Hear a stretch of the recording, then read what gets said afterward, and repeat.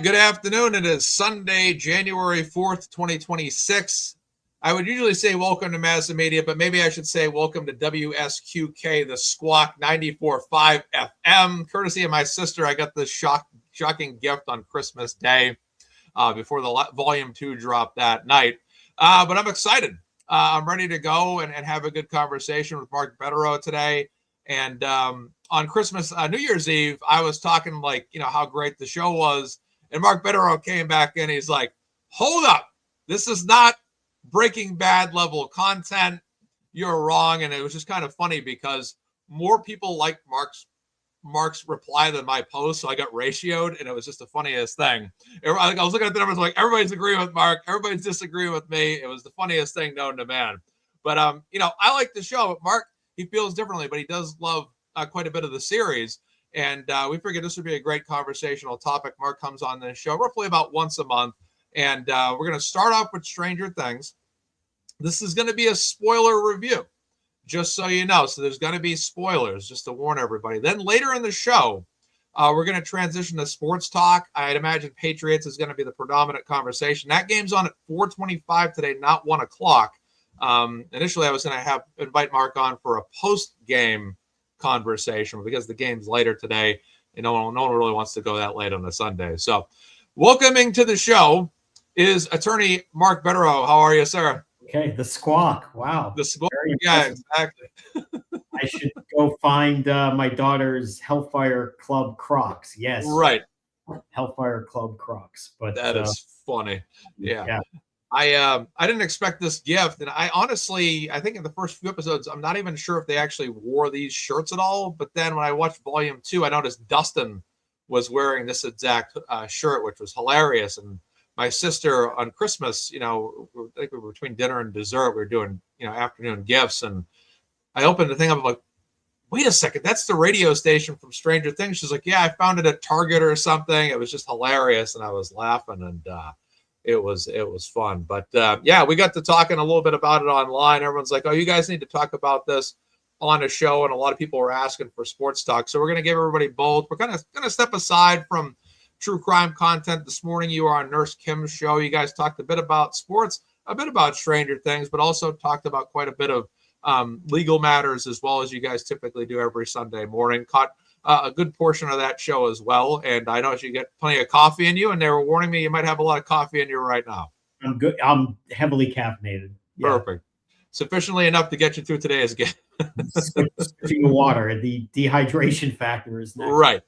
Exactly. So I think Stranger Things, in my personal opinion, is a top 10 show of all time. But there's no question that season 5, which I did enjoy quite a bit. I actually did not give it an 11 out of 10. I gave it an 11 out of 10, if you know what I mean. So I would say this.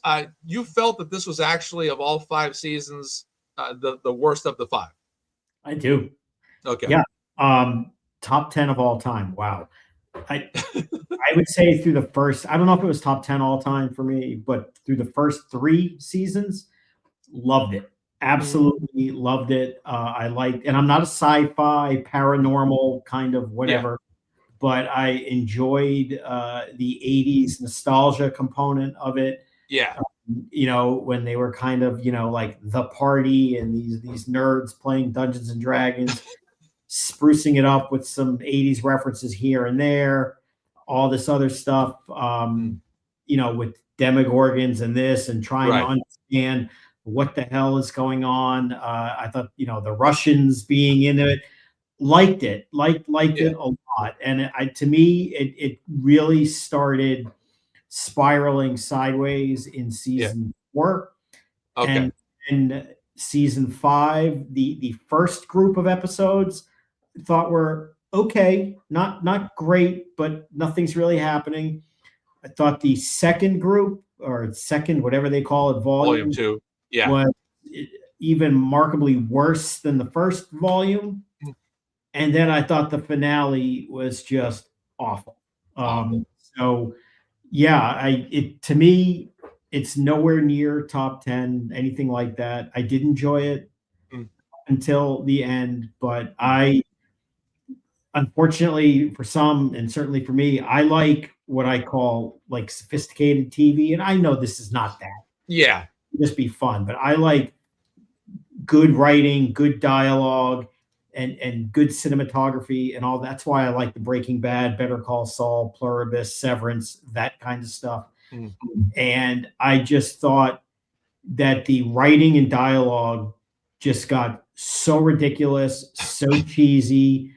The canned, they were all sitting around and somebody's like, wait a minute, I have an idea, and explained. I mean, it was just the same recycled stuff. I just thought the characters became less compelling, and then they didn't even use, as much as I thought they should have, the main characters. The show was really about, or should have been, and the last year, bringing in, Holly Wheeler, her friends, and the shit, and Derek. Yeah.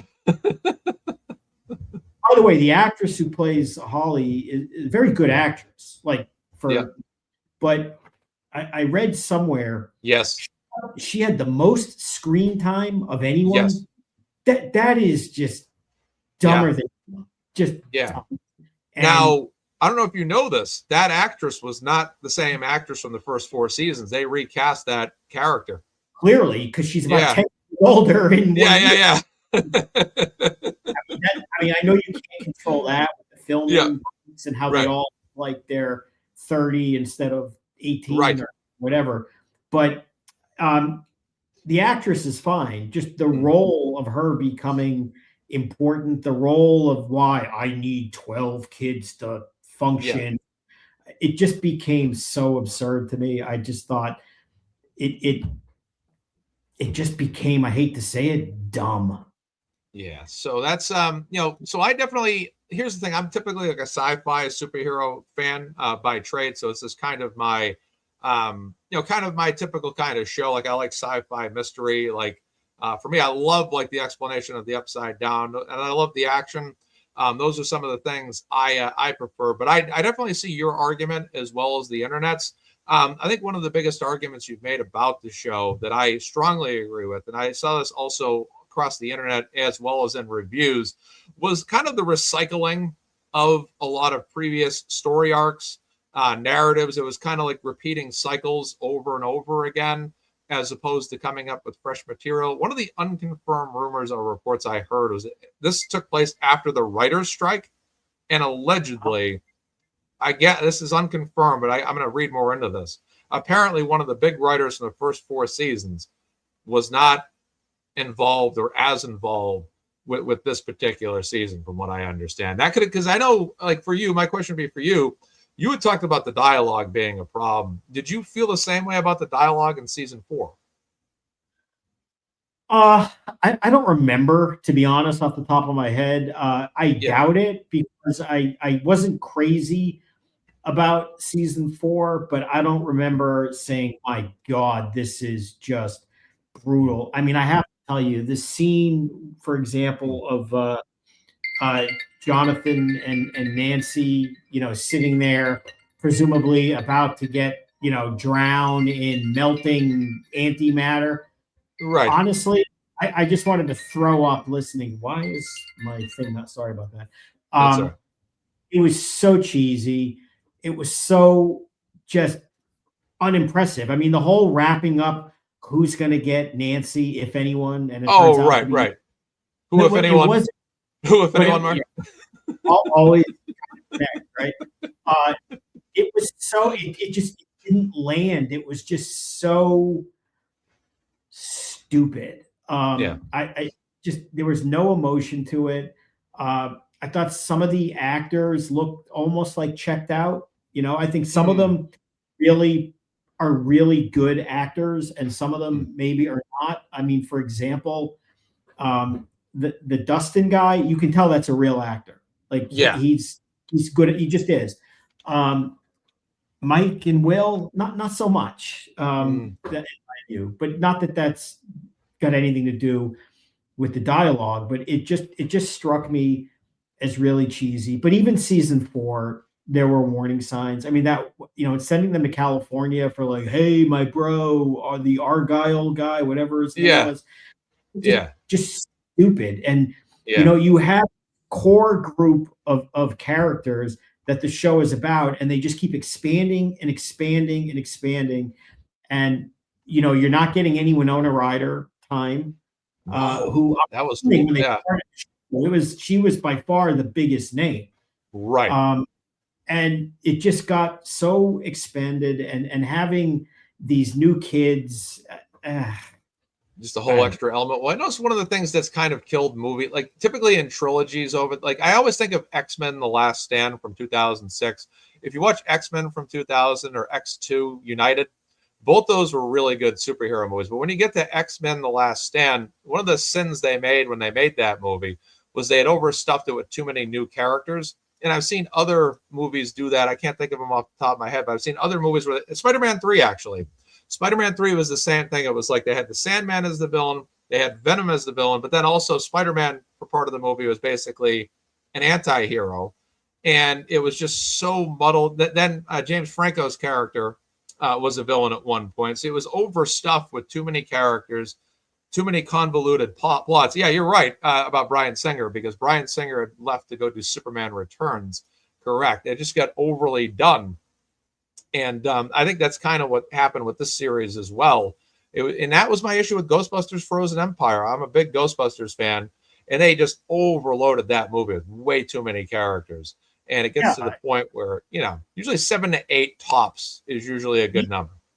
But even like the main story that they were building up, in like the whole Vecna thing. Yeah. There was no Vecna in the first couple of years, at least none that was revealed. And then they were building up this interesting maybe story of this character who gets, and then the last confrontation with him is this just absolute dud of what felt like a 20-second nothing, and having his head chopped off by angry mom after all that. The whole, and they never connected again. Why does he need these kids to do this and do that? It just, there's no explanation for it. Right. They have a Broadway play where they try to bring in some of the backstory, but you can't assume people watch that. So nobody knows what was going on with what happened in the cave and all of that. Right. And even just the whole idea of like, oh, we're trapped in his memories. And honestly, I don't know. It just, when they started the whole trapped in the memories, this is where I really, it just became a cartoon. They had Max meet Holly, and, in his mind, and, we're going to hide in the cave because he won't come in here. Right. All of that. And, I'm going to help you, Holly, and then they break free, if you will. They're going to escape. And then Max is like, you can't come, and see you later. Right.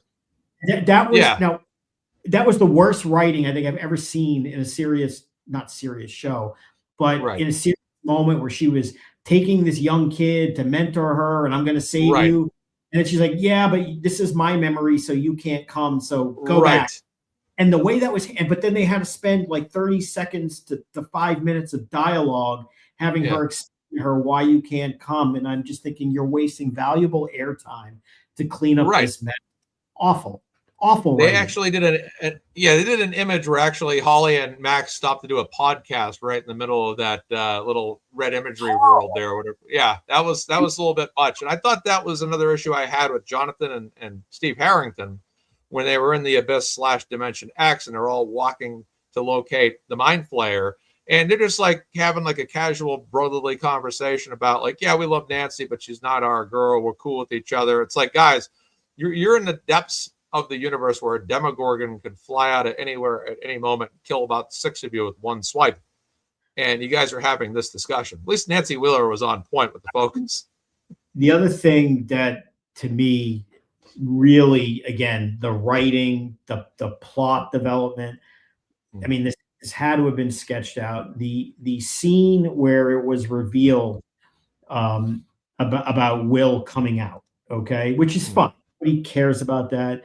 It's well known in real life that, the actor is, and in the Yeah. show it alluded to it. That has nothing to do with what I'm about to say. Right. If they wanted to find a moment to Mhm. kind of have him reveal himself, and I understand it's the 1980s, times Yeah. were different, much harder conversation to have with your friends and loved ones. Right.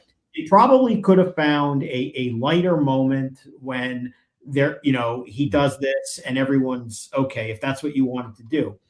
But to work it in as it's approaching the climax of like how we're going to use our final battle, and then work it into the plot line to say, Right. I'm going to get defeated by this monster because he's convincing me that if I tell you this, that you'll all shame me and hate me, and that's how he'll defeat me.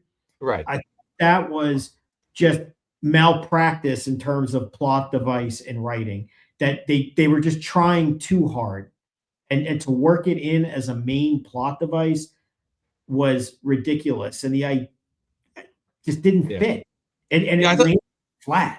Yeah, and I think that was one of the issues with the series that particular season, was the over expansiveness of elongated conversation. And this is regardless of subject matter. There were numerous between Max and Holly when they were trying to escape, between Steve and Jonathan when they were in Dimension X. Obviously, Will Byers' scene.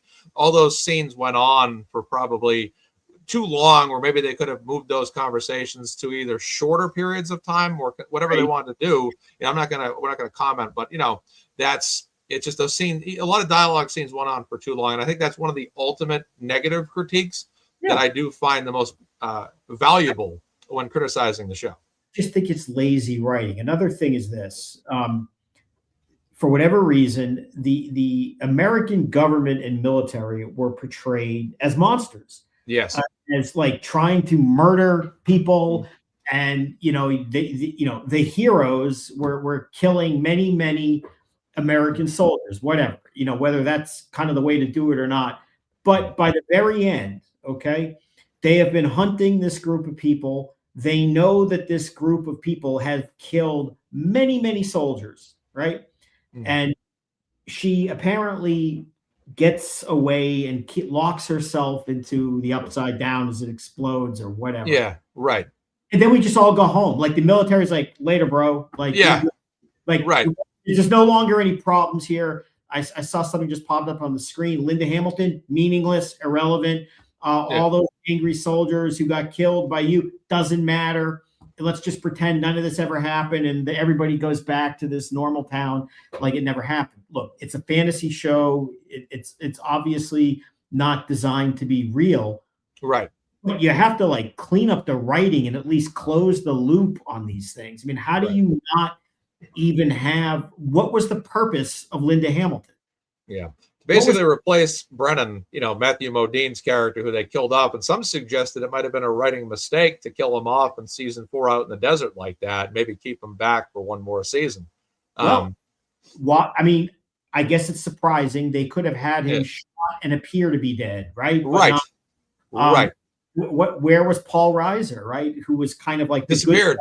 Just never happened. Like he's just doesn't matter. I just think they didn't close those types of loops. This does sound. Yeah. This is like, nerd, but these are strange days, as you know. So we're talking. Yes. Right. Right. They didn't close a lot of these character arcs and loops. And then what I find stunning, and I'm okay if these shows that are dramas don't always have perfect endings, because it can be very powerful when you don't. And the classic example is the first Rocky movie. He loses. Yes. Okay. I mean, it's like the quintessential heartbreak. He loses. Of course, the other Rocky, whatever. But never was a Rocky 2. He loses, right? Yeah. But in this particular show, if there is a message, and I don't know if they're really trying to send a message or not, here comes this abused girl, who is taken advantage of. They destroy her mother. She has she's kind of a freak, supposedly, because of all these weird powers. Her childhood is ruined. Everything is ruined. and they just kind of whisk her off at the end to be either, you know, dead, no happy ending, or alive and just all alone, Right. while, you know, the kid who found her is just kind of miserable about all of it. I mean, what's the purpose of that? Yeah. Why and you know, they had to bring back the other girl who's a terrible character, I thought, to kind of it seem whether she was alive or dead. And it just, again, it didn't land for me. And I thought those first couple of seasons, first three, everything kind of landed. It was, I mean, it was campy, but it was fun. The dialogue was good. I mean, those scenes with like Robin and Steve, Yeah. when trapped in the Russians, or they're like high. There's a difference in the dialogue. Or when they're like, you know, Lucas, do you copy? And the way they're all talking on their walkie-talkie. Yeah. Dialogue was good in the early years. It just awful. The thing about 11 that I do believe 11 survives. I think the thing was that it's my understanding that they were experimenting with Henry Creel's blood at the Hawkins laboratory, and that the blood that 11 had was actually some of Henry Creel's blood inside of her. And I think that she felt she had to be, because Hopper was all concerned, you're planning to kill yourself off. I think they had to stage her death because the military was going to try to pursue her to continue operations, which they had with Henry Creel, for example. Once they got a hold of him initially, he was number one. They then got a bunch of other kids, I think they had like that, all the women that were pregnant, they were basically live birthing kids in a facility. And then converted. Yeah, we're killing all the pregnant women when they ended all this. They said all those women died. That's what the Duffer Brothers confirmed. All those mothers ended up dying, which is wild. Yeah, nice. I know, it's insane. Yeah, they but I guess they were experimenting on those kids, and I think 11 felt that as long as she was alive, the military would follow her to the ends of the earth to try to get her back, to then make her basically the new one, and then experiment with other kids. And if another kid ended up to turn out to be like Henry Creel, then all this madness could potentially happen again. I think that's how I kind of interpreted it. Yeah, I think that's accurate. She's too main a character, went through too much. And what was the whole point? You know, when they had the preview of the trailer and they had that speech from Hopper about the hell you've been through. And by the way, not that I'm big into like predict who's going to die. Yeah. But I would have thought it would have been Hopper sacrificing himself for Elle to save the daughter that he could not save the last time. Like, forget daughter. I didn't think that it would be essentially, and I think she's dead. I think Mike fantasizing this. I don't know how it could have worked if the other girl was dead. Like, how could she do her little Jedi mind trick and pretend? It doesn't make any sense to me. I think he's, but again, so much of it, I know they're trying to be clever. You know, when we talk about, you know, in the last year about how, what's his name, Eddie's going to graduate, and I'm going to tell them all to F off. And then they Justin do it, but it felt flat. It felt stupid. It didn't. Felt forced. Yeah, I know what you mean. Now, what did you think about? This is one thought I had about Jim Hopper in the finale.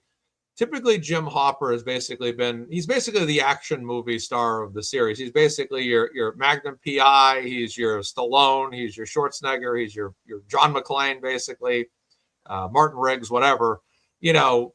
And realistically, he never he just stays in the Upside Down. Now, I did like his combat fight, him and Murray, against all the soldiers that were trying to get 11. Loved that whole part. I thought that was one of the best parts of the finale.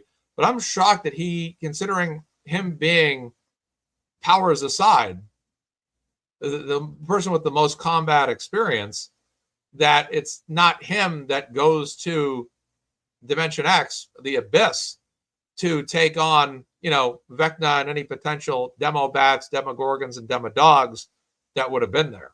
What were your thoughts? Do you think it was anticlimactic for Hopper a little bit in action? I think the whole last episode was anticlimactic. I mean, you're going to have a 2-hour, 10-minute show, and the final fight with, you know, Vecna / Mind Flayer, which again feels like 2 minutes, is over with an hour and 10 minutes remaining. I don't need an hour and 10-minute wrap up of whatever. I mean, to be honest with you, the only part of the finale that I liked was the older kids sitting on the roof for a few minutes saying, we'll meet once a month. You know that that's not happening. Not going to happen. Growing up, there's going to be real life. It's never going to happen. We've all... Thanksgiving Eve, New Year's Eve, maybe a Super Bowl party. Everybody remembers, you know, when you're going to college, high school is never going to end, and it ends. Yes, it does. It's just, you know, you see a few people, but it ends. I was okay with the kind of transitioning to, I didn't like the young kids that much, but the idea that they became like the Dungeons and Dragons people, like, it's a changing of the guard. That was okay. But other than that, I thought just 90% of the last episode was boring or ridiculous. And also little things like this Vecna is supposed to be this incredibly powerful thing, whatever, former human being, plant, whatever the hell he is. And there's that scene where he finally, you know, confronting his fear, and he's like, I'm going to follow you in the cave kind of thing. Okay. Yeah. And, you know, the kid, the Derek kid, is running, and he snatches him with that arm thing of his before he gets in the cave. And this 10-year-old kid, even though he's, you know, large kid, somehow breaks free from this all powerful, and everybody knows, you know, it was funny the first time in whichever episode it was when this like weirdo kid, you know, says, suck my fat one. Like, what the? They were like Eric Cartman. Yeah. And I credit where credit's due. Yeah. There was good writing right there, because I remember it well. He says that. And in the middle of this crazy scene, they flash to like Robin, and she's like, what? Like, what did he just say? It was funny. But it was funny once. Oh, They had him do this line probably 3 or 4 times over the course of it. And in this big scene where he's running for his life and somehow escapes from the, you know, suck my fat one. Whoever wrote that in that time at that moment should never write again. I mean, it's just that's a great argument, because I kind of feel the same way because I laughed hysterically the first time he did it. It was shocking and funny, but the good writing in of it was when they showed the other person and she just looked at like, what? Like, it was just stunning to everyone. And they just kept going back and forth. And I felt like they spent so much time creating space for these characters who never really made a lot of sense. Like the kids this year, they didn't make any sense. Holly didn't really make much sense. Another one who had funny moments, but never made sense and they never found a way to work her in was Lucas's sister.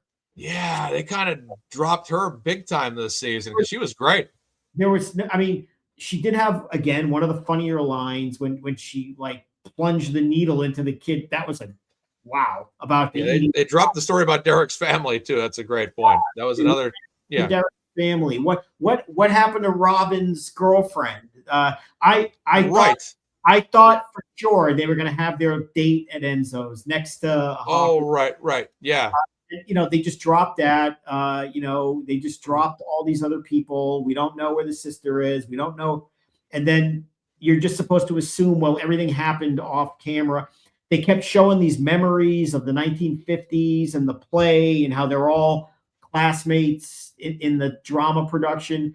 Right. And you know what? And apparently that's all from the Broadway show, which I've not seen. Not me neither. What the hell are I didn't even know there was one. Right. Well, like, even know is happening and why it's important. Like, why is Henry obsessed with clocks? Why does he need these kids to make these things? It just, if you're going to spend 5 years slow burning all of this stuff, you might want to close the loop on some of this. And it just seems gave up. Well, the Duffer Brothers too, and this is a negative critique about them in the most respectable way possible. It seems to me like they're spending a lot of time responding to internet lore, where it's like they're trying to close up a lot of loose ends by saying, "Oh yeah, this happened. They did this because," or you know, so there's at least 5 or 6 instances in this final series where there's a lot of loose ends, and one of them is a bunch of characters, like you said, that didn't really have those tie-ins, which I thought was also bad writing as well. And they did a lot of expansiveness, but I think that with going back to a lot of those scenes with dialogue went on too long, maybe they could have cut some of those scenes down and then added in extra scenes to tie up a lot of those loose ends and give a little bit more finite dialogue to it, to say wrap this up and make us ask last questions. Because I look at Vecna too, and obviously Will Byers was a host in season 1, and then you have season 4. There's 4 kids: Max, 3 other kids, Chrissy, the kid that was Nancy Wheeler's co-writer at the thing, and then the kid on the basketball team. 3 of those kids go down. Max was the 4th. That opened up the gate. Now, my question would be, is it because Vecna's banished? But the only thing is, Vecna's not technically completely banished, because can he not just, because he was initially banished from Earth to Dimension X, but that creates a rift. One second, let me get this on the screen. I was looking for this because I know this was going to come up at some point. All right, so let's bring this up. So, no, it doesn't look too good. Let's do not that. Not this one, not this one, not that one. I guess that's as good as we're going to get it today. All right, so this is the upside down in the middle. Earth is at the bottom, and then the abyss. Actually, that's the best I'm going to be able to get. And then Dimension X is at the top. But the thing is here is all of these interconnect, because all the Demogorgons, Demobats, and Demodogs are initially from this other planet, and then they travel into the upside down, and then they can travel into Earth. Now, Vecna, who was banished to this realm unspoiled by man, as he says, now that these are connected, could at any point just connect through himself right to Earth to do whatever he does. So why is he somehow telepathically connecting to people from Earth to make more rifts through the upside down? It doesn't make much sense to me. It doesn't make sense to me. The same, it doesn't make sense to me. Where are the Demogorgons in the, again, they're from the abyss, right? You learn in the second to last episode or whatever that why wouldn't they be around for the big fight, the final? Are they sleeping? This is what I've tried. This is a great conversation. This is exactly one of the top things I wanted to talk about. This is the only way I was able to piece this together to rationalize it in my head. So let's go back to season 3. In season 3, Billy and a whole host of other residents in Hawkins mutate into a variation of the Mind Flayer, the spider monster, right, that they fight in the mall. Mm-hmm. And that was the physical manifestation. Now, in thinking about all of this, the Mind Flayer, as we first see him in season 2, I believe his first appearance was, appears as a shadow monster. And when Vecna or Henry Creel goes to Dimension X, it's a shadowy mist cloud, which means he doesn't have a physical form. So my theory is that the Mind Flayer uses the Demogorgons and Demobats and Demodogs as a way of making himself from a shadow manifestation into a physical manifestation. And that's the only way I could possibly justify it on my own thinking. But again, that's as good explanation as any. Yeah. Then there's just common sense writing. And this is, I'm a TV snob, so I admit it. This is bitching and moaning. Yeah. For that reason, so be it. But if you're writing a TV show, and this is a cultural phenomenon, okay, even with the bad season, this show is kind of a cultural thing. Most notably because people certainly, I mean, I grew up in the 80s and I remember as a kid a lot of this stuff. Right. But there are certain things you associate with the show. Yeah.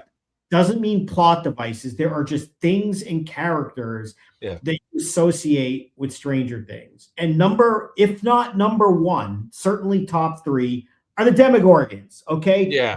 Weird beasts that have Venus flytraps for heads. They're eyeless, faceless, and they're just these freak things. And they look like flowers. And in the final episode, there ain't a single Demogorgon to be seen. And in fact, the last appearance of these things is this ludicrous, pathetic scene where they're praying in the hospital as demi-dogs, who for the first time ever are too dumb to find anything. They're sent to find, they're all where to go, but they can't look behind the counter where they're sitting there playing music, but then they're attracted to the washing machine. Yeah. And then what do they do right before the washing machine explodes? Like a puppy, right? They act. Whoever writes this stuff should be fired. Yeah. The whole point of these creatures is, my God, they're on the hunt. They know where to go. They're being sent by Vecna. I found them. And they skip over people. They go to the target. They're not just there to kill for the sake of killing. Right. Hunting dogs, and they're all 2 feet away playing music. I mean, you know what I'm talking about? The puppy noise. Yes. And we're supposed to believe that, like, the revenge of Karen Wheeler and don't mess with my kids. I mean, let's be honest. It's just ridiculous. And again, that character also felt forced. They tried to make her bigger than what her role was. Really, all the other Wheelers too. And it was an impressive scene where she fought for her daughter with the wine bottle, and give them credit for she's always drinking wine, and you knew it would somehow come in handy, I guess. But they just extended the party, if you will, into two, and they didn't have in the last seasons what they had in the early seasons. Now I know they get older and kids grow up and become less like that, but some of the best endearing stuff in the first seasons were when these kids would nerd out and go over their walkie-talkies about, do you copy, and report that. And I mean, it was actually really good writing and really endearing, and that was all gone by the end. And a lot of the characters who maybe in the first couple seasons seemed likable, I mean, by the end of the show, I thought Nancy was just a ridiculous character. Yeah. Ellen Ripley, Rambo.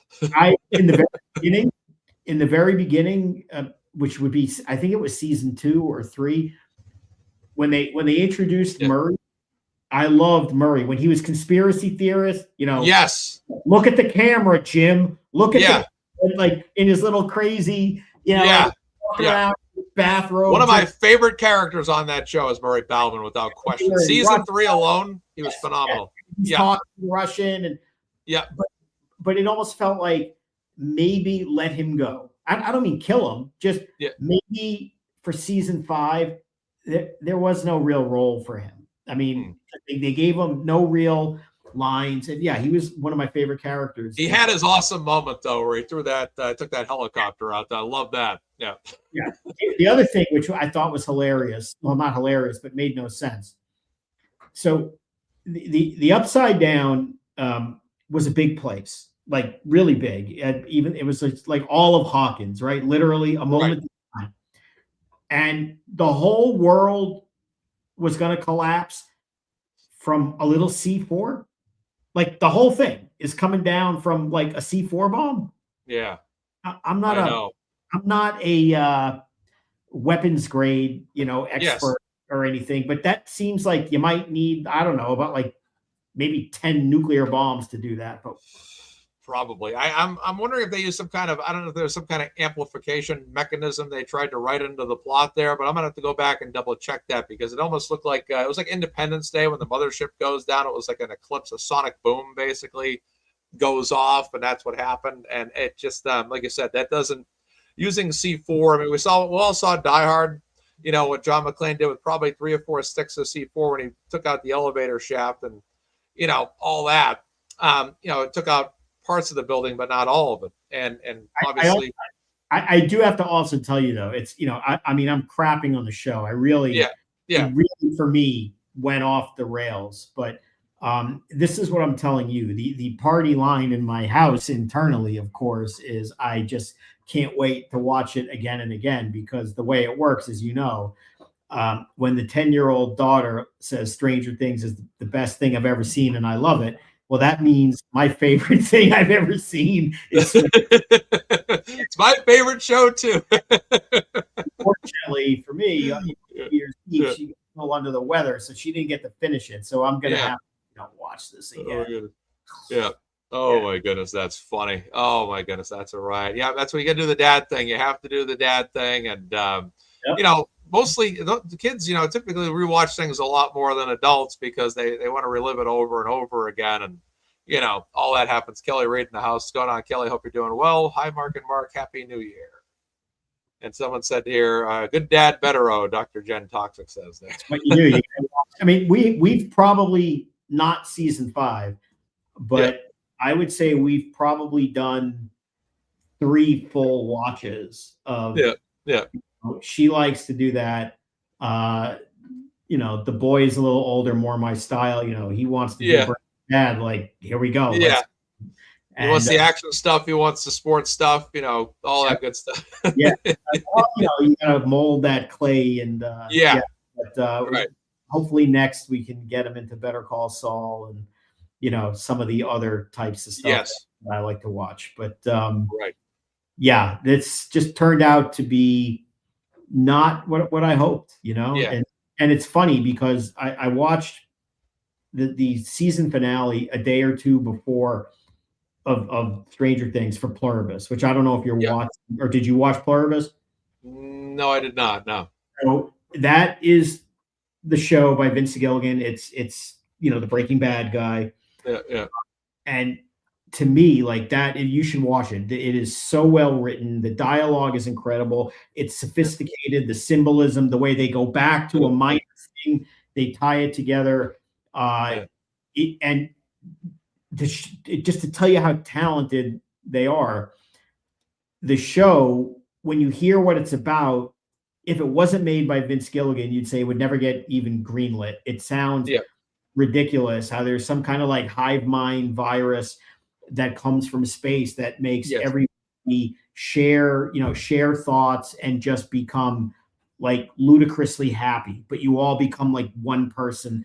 And this one woman is one of a few people on the planet who, for whatever reason, doesn't get impacted by this, and she's trying to fix this. It sounds so stupid, and it's by far right now best show on TV. I mean, but like no question, it is that good, and it sounds ridiculous.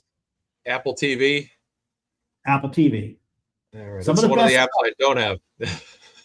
Well, they have Severance, which is another one where to me that's an all-timer. But believe it or not, what I'm watching right now, and I missed it for whatever reason the first time around, I'm watching Mad Men. I had missed it when it first, I don't know why. It's on HBO and I'm already in season 3. We're watching that. And again, love it. I mean, that's my kind of TV, like great cast, well written. That's my kind of TV. Yeah, that's awesome. That's good stuff. Now, of all the seasons, what is your favorite season of Stranger Things? Part of me wants to say 1. That's not my answer, just because there's that youthful, these kids in the basement playing Dungeons and Dragons, and they're so, and the beginning is always cool. But I think for me, it's probably season 3 with the Russians under the mall, all the scenes in the mall, the battle at the mall. I think for me, season 3, but I liked the first 3, all of them. I mean, we were into this thing. I loved it. Yeah. 4 was not great, but good enough. It didn't, and even when I was watching season 5, there was no way I wasn't going to watch the finale on New Year's Eve. But 100%. But I went into it with a crappy attitude saying this is going to be awful. By that time, it already lost me. Yeah. I divided into 2 tiers.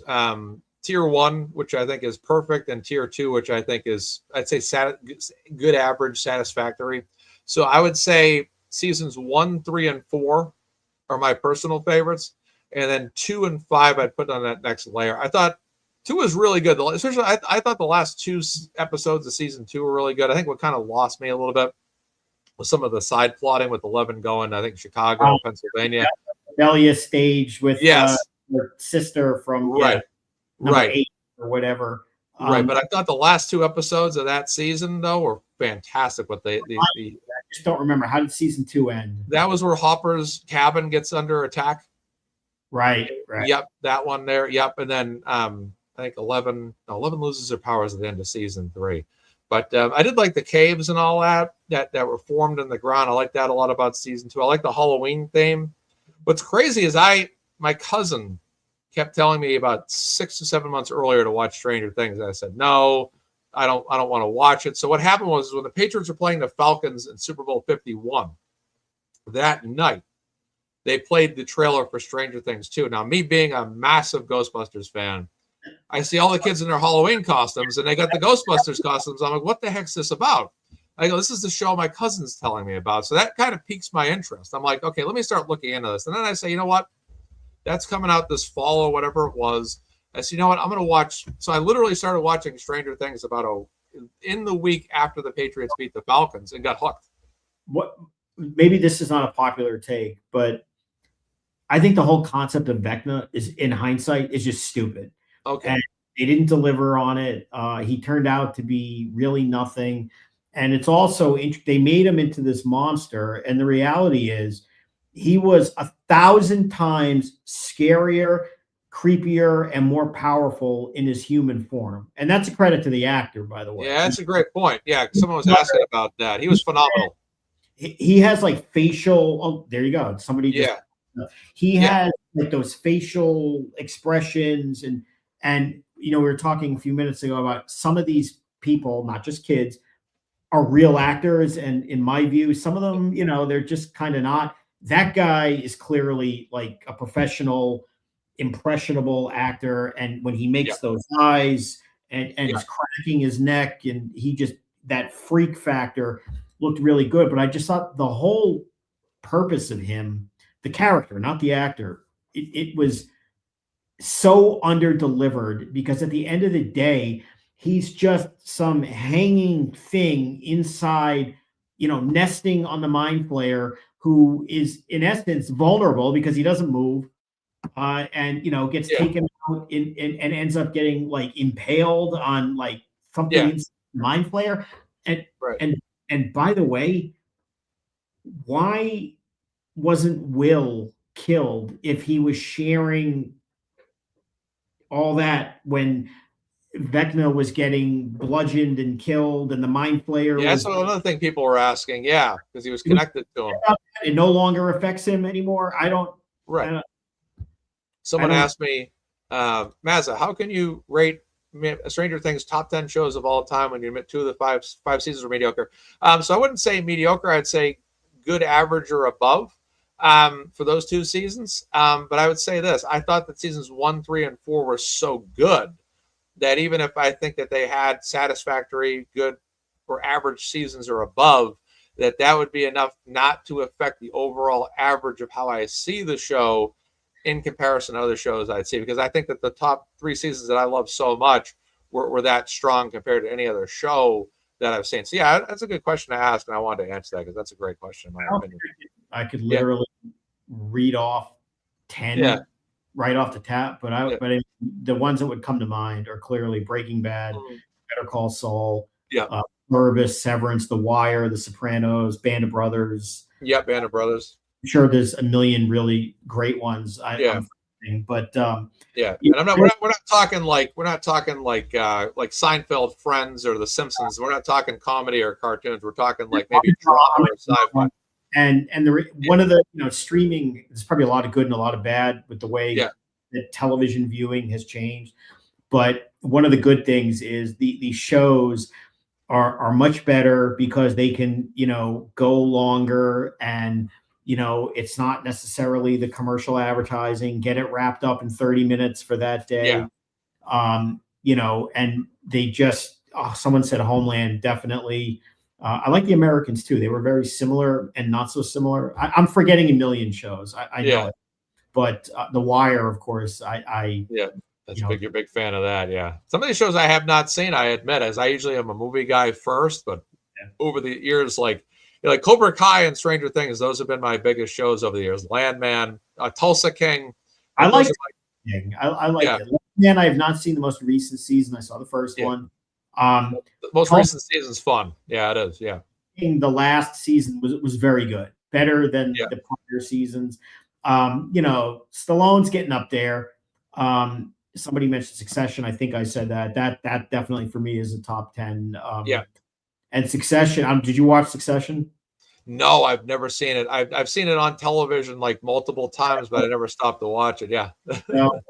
They did something that you never see, and it worked. Is they killed off a main character way earlier than you ever would have thought it would happen, or if it would happen at all. And you're kind of thinking like, what the hell are they going to do now? And it worked. And I mean, if you watch Succession, you know what I'm talking about. I won't say anything else, but that is a quintessential great HBO show. You may like that one. Incredible cast. I see him on a lot. One show I liked a lot was True Detective. I liked the first 2 seasons though. I never saw the 3rd season. The Jodie Foster season I watched last year, I think. And I actually thought I was actually intrigued by that season because I like the whole Alaskan frozen, cold weather theme to it all, but the plot was a little wild. But the first 2 seasons of True Detective were nuts. I've seen that one, but then you must like Fargo, I would assume. I've never seen Fargo, the movie or the show. No, never seen it. But so the movie is you need to watch, especially if you like cold weather. I've heard of them. Yeah. It's really interesting. It's kind of like Ensemble. It's not directly related to Fargo at all, and it's kind of like a different cast with different plot lines every year, but it's like quirky and weird in the Fargo way. That's probably why it's called Fargo. But you should definitely check that one out. Yeah. Then that's the movie or the series that you're primarily talking about. The series now. The movie is it's a 90s classic, which is all Fargo in the freezing cold of Fargo. Right. The TV show is great, and they change the cast every year, and they are really good actors. They bring in heavy hitters. I mean, they've had John Hamm, they've had Billy Bob Thornton, they've had who was it? I'm brain farting. A lot. That's all right. Someone asked if either of you could be in a movie or a show, what would it be? Oh, that's interesting. Better Call Saul. If you asked me in my 20s, around like the time Fast 5 was coming out, like when Fast 5 was coming out with The Rock and Paul Walker and Vin Diesel and Tyrese Gibson, if you asked me like 15 years ago when I was still in my 20s, I would have said like Fast 5 because I just was into that at that time. But I'd say, you know what? I'm going to be real honest. That's tough. You know what? I think if I could be in any movie ever, I would have been Dutch in Predator. I always liked the idea of battling a predator. When I was a kid, I used to run around with like sticks that looked like they were firearms and just run around the woods pretending I was like, when I was like 9 or 10, pretending I was battling predators. So I'm going to say Predator 1987 as the role of Dutch for sure.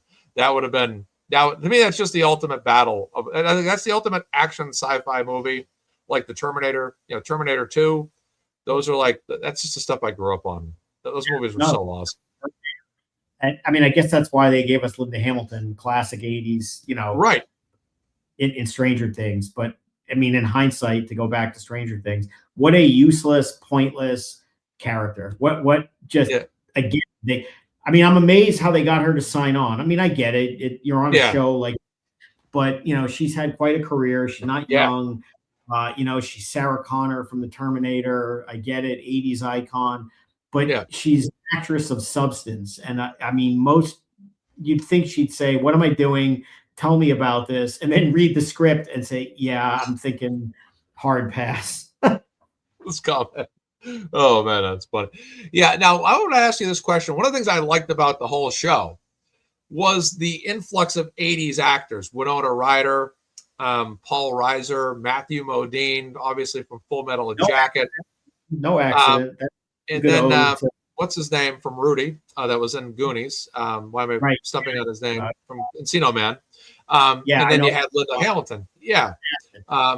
It was great. It was like I kind of like seeing those older actors that were I think they were all, maybe with the exception of Paul Reiser, all in their teens or early mid-20s. Sean Astin, that's right. Yeah. All of them were young at that point. It was kind of nice to see those actors kind of come back to, a show that's basing itself on an era that all of them, I believe, for the most part, established themselves. Like Paul Reiser was in Beverly Hills Cop movies. Sean Astin was in Goonies. Winona Ryder was in, Beetlejuice. Lucas, Beetlejuice, a whole bunch of movies like that. Matthew Modine and Full Metal Jacket, which is an all-time great war movie. These people all had fantastic runs, and Linda Hamilton obviously was one of the ultimate.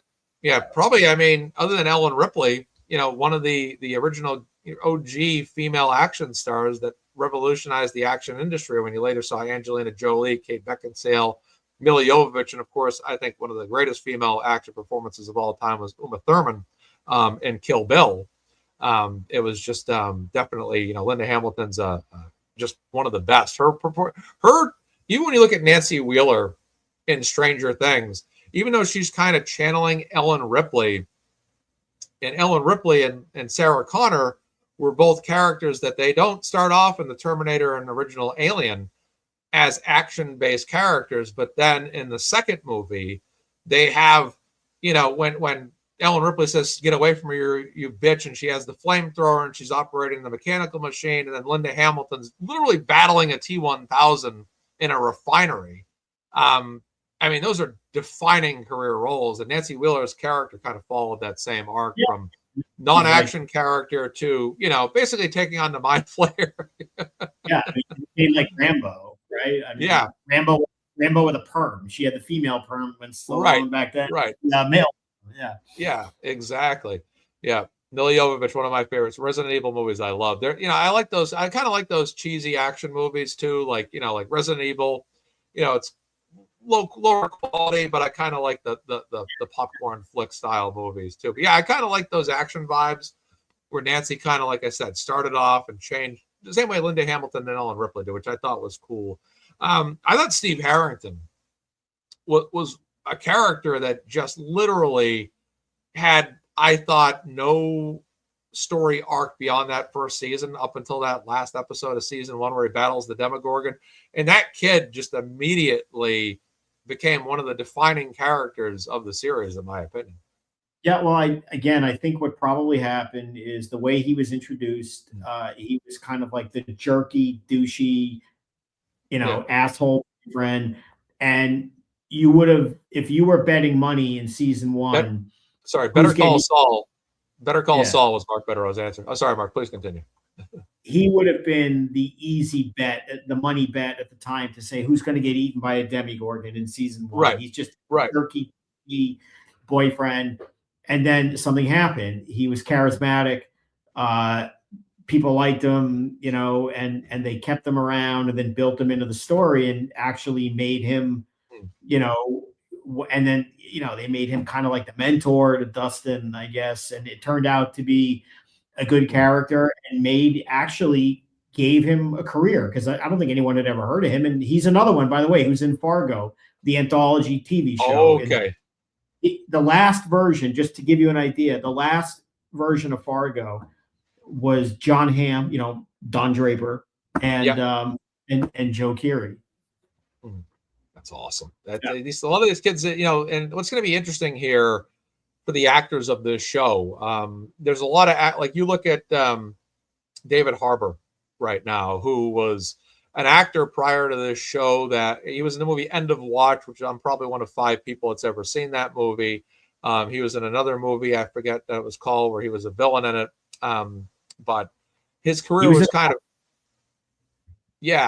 and audio is dropping out. He was in Quantum of Solace. Quantum of Solace. Oh, right. 007.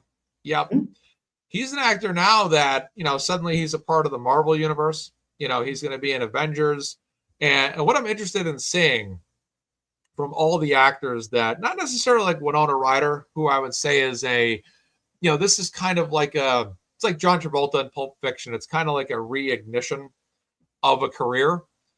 I'm interested in seeing all the characters that had either modest careers or they were unheard of actors prior to the show. And I'm interested in seeing which of these actors are going to be able to find, it's kind of like when everybody graduates college or high school, and you're kind of going to find out where everybody's going to fit in life and what they're going to go on to, what their job. It's kind of like that with their acting careers, because the dangerous thing for Hollywood actors or TV show actors is typecasting.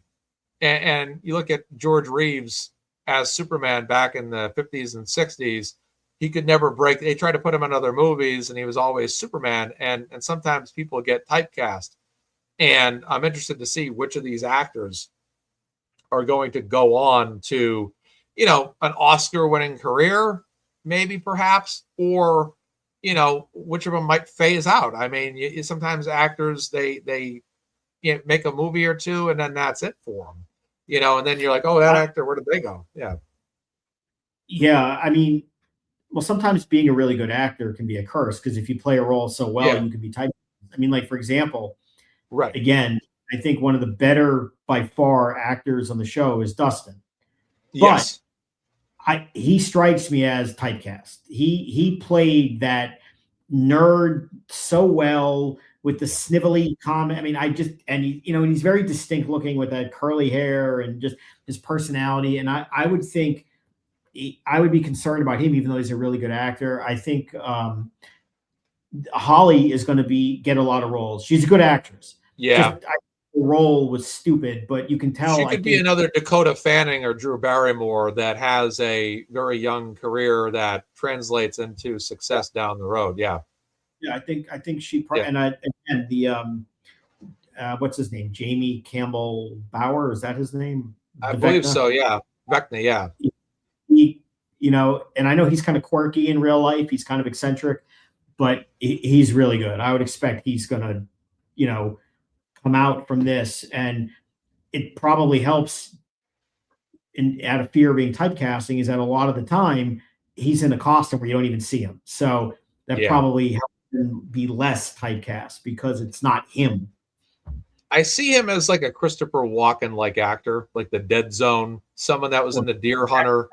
Top level, compliment, because Christopher Walken is, he takes over every scene, no matter how big or small that he's in. I mean, his 5-minute soliloquy in Pulp Fiction, I mean, it doesn't get any about the watch with Bruce Willis. Absolutely. One scene.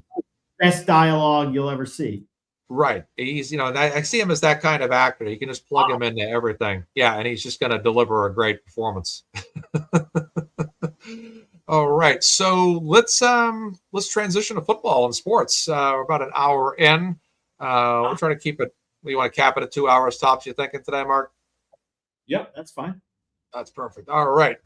So let's talk football. All right. So we got the Patriots today, and they are taking on the Miami Dolphins in Gillette. And this is going to be a final game of the year for a Patriots team that has had its fair shares of trials and tribulations in the past couple of weeks, whether it's injuries or off the field matters that are happening.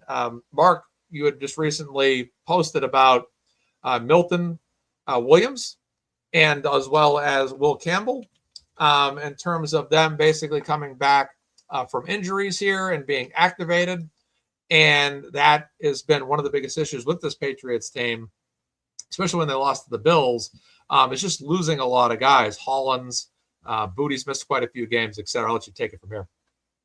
Yeah, I mean, if you're getting ready for the playoffs and you're going to be playing at home at least 1, maybe 2, maybe 3 rounds where it's cold, it gets harder to pass, and games are won in the trenches, you couldn't have a better 2-position recovery than an offensive left tackle who's your best offensive lineman and protects your quarterback's blind side.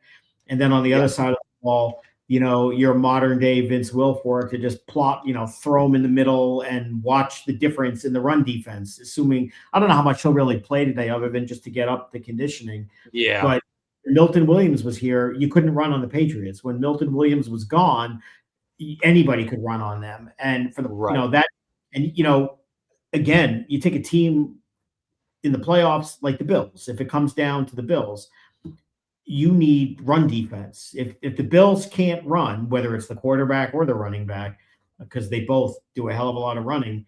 I mean, the Bills, that they can't win other than that way. I mean, and when they should have beat the Bills, obviously, a couple of weeks ago, up 21-0 at home, should never happen.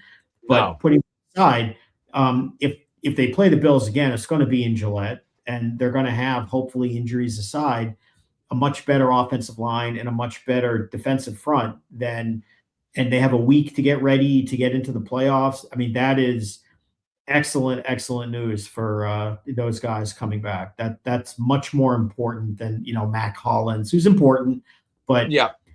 I mean, you need to build the foundation, and the foundation are a quarterback, an offensive line, and a defensive line. And they have the quarterback, obviously, and they're going to strengthen up both sides of the ball on the line. That bodes well, I think, for them. I agree as well. I think that the biggest thing I've seen the past couple of weeks is injuries. And the thing is that I'm very impressed with about this team is that they've actually won a lot of games.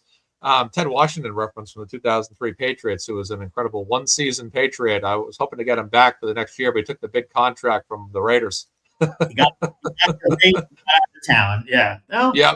We got Keith Traylor to replace him, though, and that was good. That was a good recovery. But yeah, I think the thing that bothers me most right now is the Broncos. The Broncos have had an extreme level of success this year.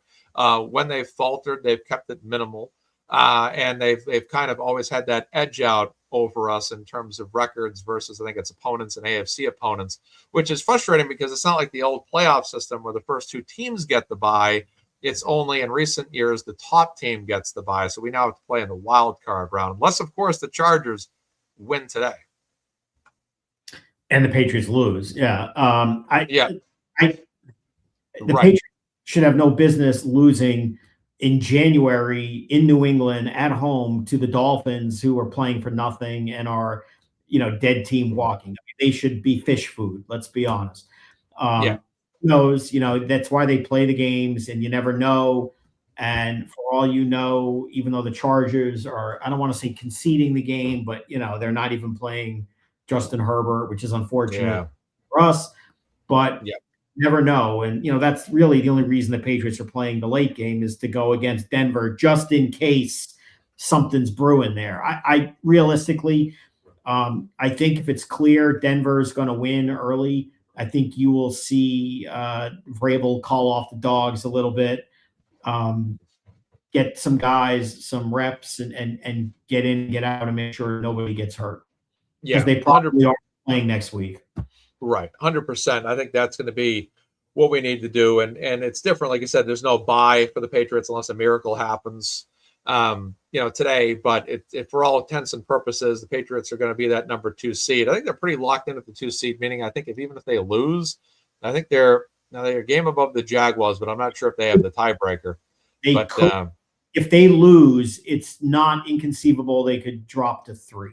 They can't more than 3. They're 1, 2, they're only. I mean, 1 is very unlikely. 3 is not likely, and 2 probably is. I mean, if they win and Denver wins, they're 2.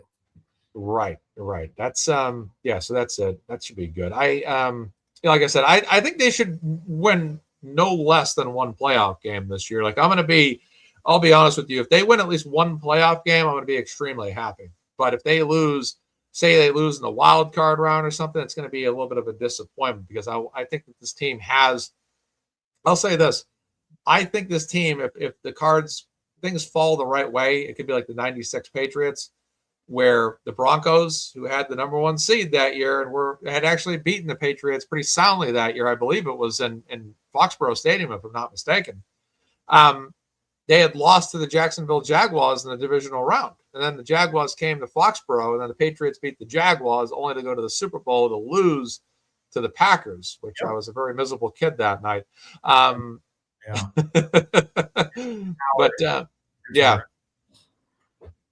goodness. If I go back in time and say, don't worry, kid, they're going to be back. Yeah. I mean, look, you're right. Really, I mean, Super Bowl. Yeah. I don't know, but realistically, if they're the 2 seed, they're going to get 2 home games. If they and look who you're talking about, Denver is out of it because they're ahead of them. They would play them in the conference championship. Right.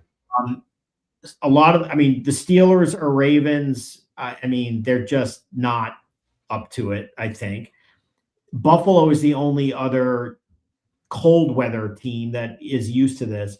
The idea of like a second round playoff game in frigid Foxborough with Jacksonville or even the LA Chargers, who, I mean, the Chargers, you know, they're a weak playoff team. They have good players, but they're not, they have no line, you know, they're not a playoff built team. They have no lines, you know, they're not. So yeah, I realistically, they have a shot. I mean, I don't think there's any team in the AFC that you would say is immeasurably better. I mean, Buffalo has the pedigree, I guess, just because they're good. And realistically, this is it for Buffalo, and I'm assuming they know it. I mean, they're in cap hell after this year. Yeah, they're cooked after this year, I think. So, they're it's interesting because they're presently the 7th seed. They're playing the Jets today. I would assume a victory for them. Now, here's the thing, Mark.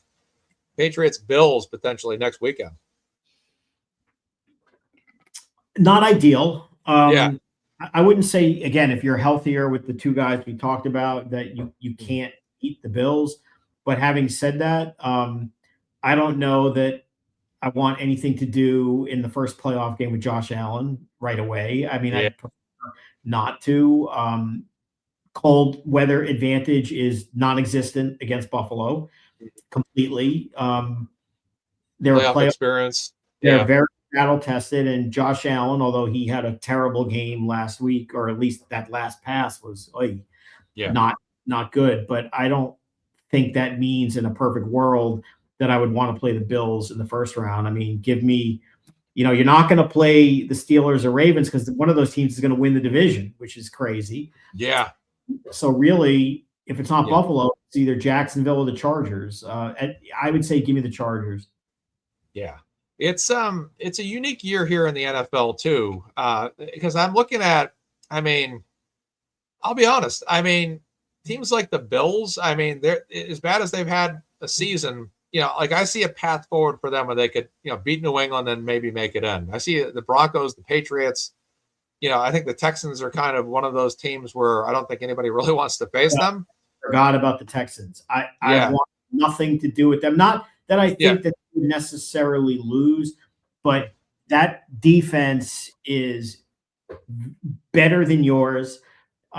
Bruising, they turn it over, and all things considered, somebody else can deal with the Texans and let, you know. The other thing is this, and I say this with all sincerity to the good Bills people. If you told me right now it's not in the cards for the Patriots, then I would say give it to the Bills. Just find a, because they will destroy. You know, I've been to a Bills game in Buffalo when I went to law school up in Syracuse. Those fans are, and it's not just because they dive on tables at, you know, Bills Mafia, which they are the most blue collar attenders of games, and that crowd is incredible. I mean, they you know, when we were much younger, they had 4 years of, I mean, just hell. I mean, losing the Super Bowl 4 years in a row, each year progressively, you know, getting more pathetic. You know, there's the missed field goal, then kind of a big loss, then a blowout loss, then a bigger blowout, and then, you know, they're done. Yeah. I hope at some point, if the Patriots are a non-factor, that the Bills get it done. Now, having said that, I hope the Patriots beat the Bills by 60 points and humiliate them, and the Bills never win. But if it's not meant to be, I would love to see them get it. You know, it's like the Chicago Cubs when they won the World Series. They're kind of one of those franchises where it's, you know, you kind of feel for their fan base because they have been, you know, obviously, you know, Patriots and Bills are division, you know, we're rival. I consider everyone in our division a rival. But you have a team that's never won it, a dedicated fan base that are extremely dedicated. They're actually in a situation similar to the 01 Patriots where I think this is their last year in the stadium, and they could win it as a low seed. Or actually, the Patriots were a 2 seed in 01. Now that I think of it, that's right, because we had a bye. We hosted the Raiders in the divisional in 01s. Yeah, so we had a bye. Yeah, game. The Steelers. Steelers were the 1 seed. Yeah, they played at Pittsburgh, and then everybody forgets that Brady and Bledsoe, there were injuries, and who's it going to be? And they went back to, which at the time was a ballsy call. But I listen, for the Bills, I think it would be they deserve something. Yeah, lifetime achievement awards, if nothing else. Right. I always said that they should get a bronze Super Bowl trophy for their 4 Super Bowl losses as kind of like a way to, like, you lose 4 Super Bowls, you get a bronze Super Bowl trophy as like an honorary. Because I think with the Bills franchise, like, people, I got in a major debate. These were kids I had worked with a long time ago. They were probably about 4 or 5 years younger than I was, and they were I kind of grew up in the time frame where when I was a kid, they were a one-win team. But then when I was about like middle school years, it was the 94 Patriots that to me were the first Patriots team I ever saw that kind of had some spark. Then it was the 96 in the Super Bowl. Then when I was in my college years, it was basically winning the Super Bowl almost every year I was in college. 3 out of the, couple of years I was in college, 4 years or whatever it was, it was win the Super Bowl. And they were, a lot of younger kids at that time. I'm not trying to throw it at a shade of a generation, but I think the kids I work with, they were just so overly confident, like we win. And it was like, I kind of remember like, no, I remember when it was like a struggle when you saw the Cowboys and Niners win the Super Bowl all the time, and it was I grew up with kids that were around here that when I grew up in the 90s, I went to school, people were in Cowboys jerseys, Dolphins jackets, Bills t-shirts, Niners gear, Chicago Bulls stuff. Everyone was wearing, if you were in the hallways of my schools growing up, when you saw someone with a Patriots shirt or hat on, you're like, hey, that's my guy right there, because we were few and far between back then around here. Then all of a sudden, the shirts came out, like around 96 season, the 01 season, all of a sudden by like January, everybody's got Patriots gear on. I was like, what's going on around here? The Patriots, I mean, they were predetermined. It has to be predetermined that the New England Patriots would win the Super Bowl right after 9/11. I mean, that just they're Patriots. They're coming out as a team, and the way they won, and watching Madden broadcast the game and say, I don't like what the Patriots are doing. Take a knee, and then he says, God, I like what they're doing. And then the most prescient quote of all time, and John Madden has a lot of those, when John Madden said, watching, and again, Brady's a nobody at this point. He's just, and he says, what he's doing right now is giving me goosebumps. And, who knew, obviously, at that point, what you were getting. But, and if you had said to me many, many years ago that the Patriots would be basically the Yankees and synonymous with love them, hate them, and it's Super Bowl or bust, and that they would have more championships than anyone in the sport, Super Bowls. I don't care about the 1922 Chicago Bears. That's what I'm saying too, because the Yankees dynasty, if you look at them analytically, my cousin-in-law is from the middle part of the. We're doing right. He was getting on me about the championships. I'm like, well, if you take it from like 1980 to present, the last 46 years, the Yankees have only won one more World Series title in the last 46 years. They've won 5 in 46 years. We've won 4. 4. Yeah. So it's. I'm hoping it. What I would like to do is see a Patriots Bears Super Bowl. Okay. And pay that bill for the, refrigerator Perry humiliation. And then also, let's be honest, let's shut Bob Mata up with the Bears already. My God. Sure. I got some interesting trivia for you here that might be interesting for you to know. So if let's just say all the all the teams that are currently in playoff positioning for the NFC are going to be the teams. All right, the Patriots, let's say they go to the Super Bowl this year. You ready for this? Yeah. 6 of the 7 teams from the NFC, if we play them in the Super Bowl, it will be a franchise versus franchise Super Bowl rematch. The Seahawks, Everybody, the Bears, Niners, right? right. Rams, Packers, Eagles, everybody but the Niners, which is crazy. That there could be a No, I mean, the idea that the Patriots would have more Super Bowl championships than anyone and have appeared in more Super Bowls than anyone, knowing what their franchise history is crazy. The only thing that's left to do is to switch back to Pat Patriot on a full-time basis. Do it. Get it done. Make it happen. Save the logo. That logo is synonymous with losing. Make it good. I know you love their stats. I always see when you went to the Jets game last weekend, you had your classic Pat the Patriots red jersey on. I'll be honest with you. You know what I used to love uniform-wise was the old Pat the Patriot white helmets with the white jerseys with the white pants. I love that look. I liked it. I liked it with the red pants too, that they would break out. Oh, I remember that. Yeah. No, the old uniforms. This is like the NFL across the board. I mean, when you look at the old Patriots uniforms, look at the old Seattle Seahawks uniforms, look at the Houston Oilers. I mean, those were chef's kiss uniforms. That light white, blue. Yeah. And I love the creamsicles, the Buccaneers. Oh yeah.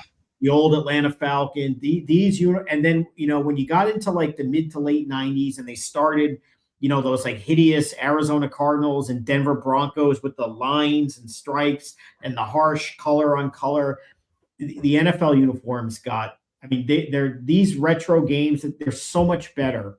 They're so much cleaner, no team names on the front, just the numbers with the right color patterns.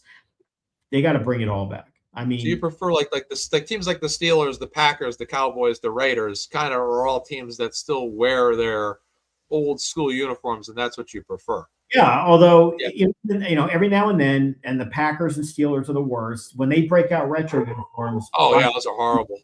And it's really shocking. And the Cowboys fans will remember this.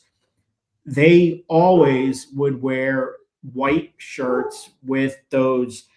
I don't know what color that is. That like silverish, bluish, not Honolulu blue like the line, whatever that tint was on their pants. Yeah, and they would wear them at home or on the road, unless occasionally the old Redskins were famous for doing this. They would want to wear white and make the Cowboys wear the dark blue, which they would only wear, once or twice a year because some team would make them do it.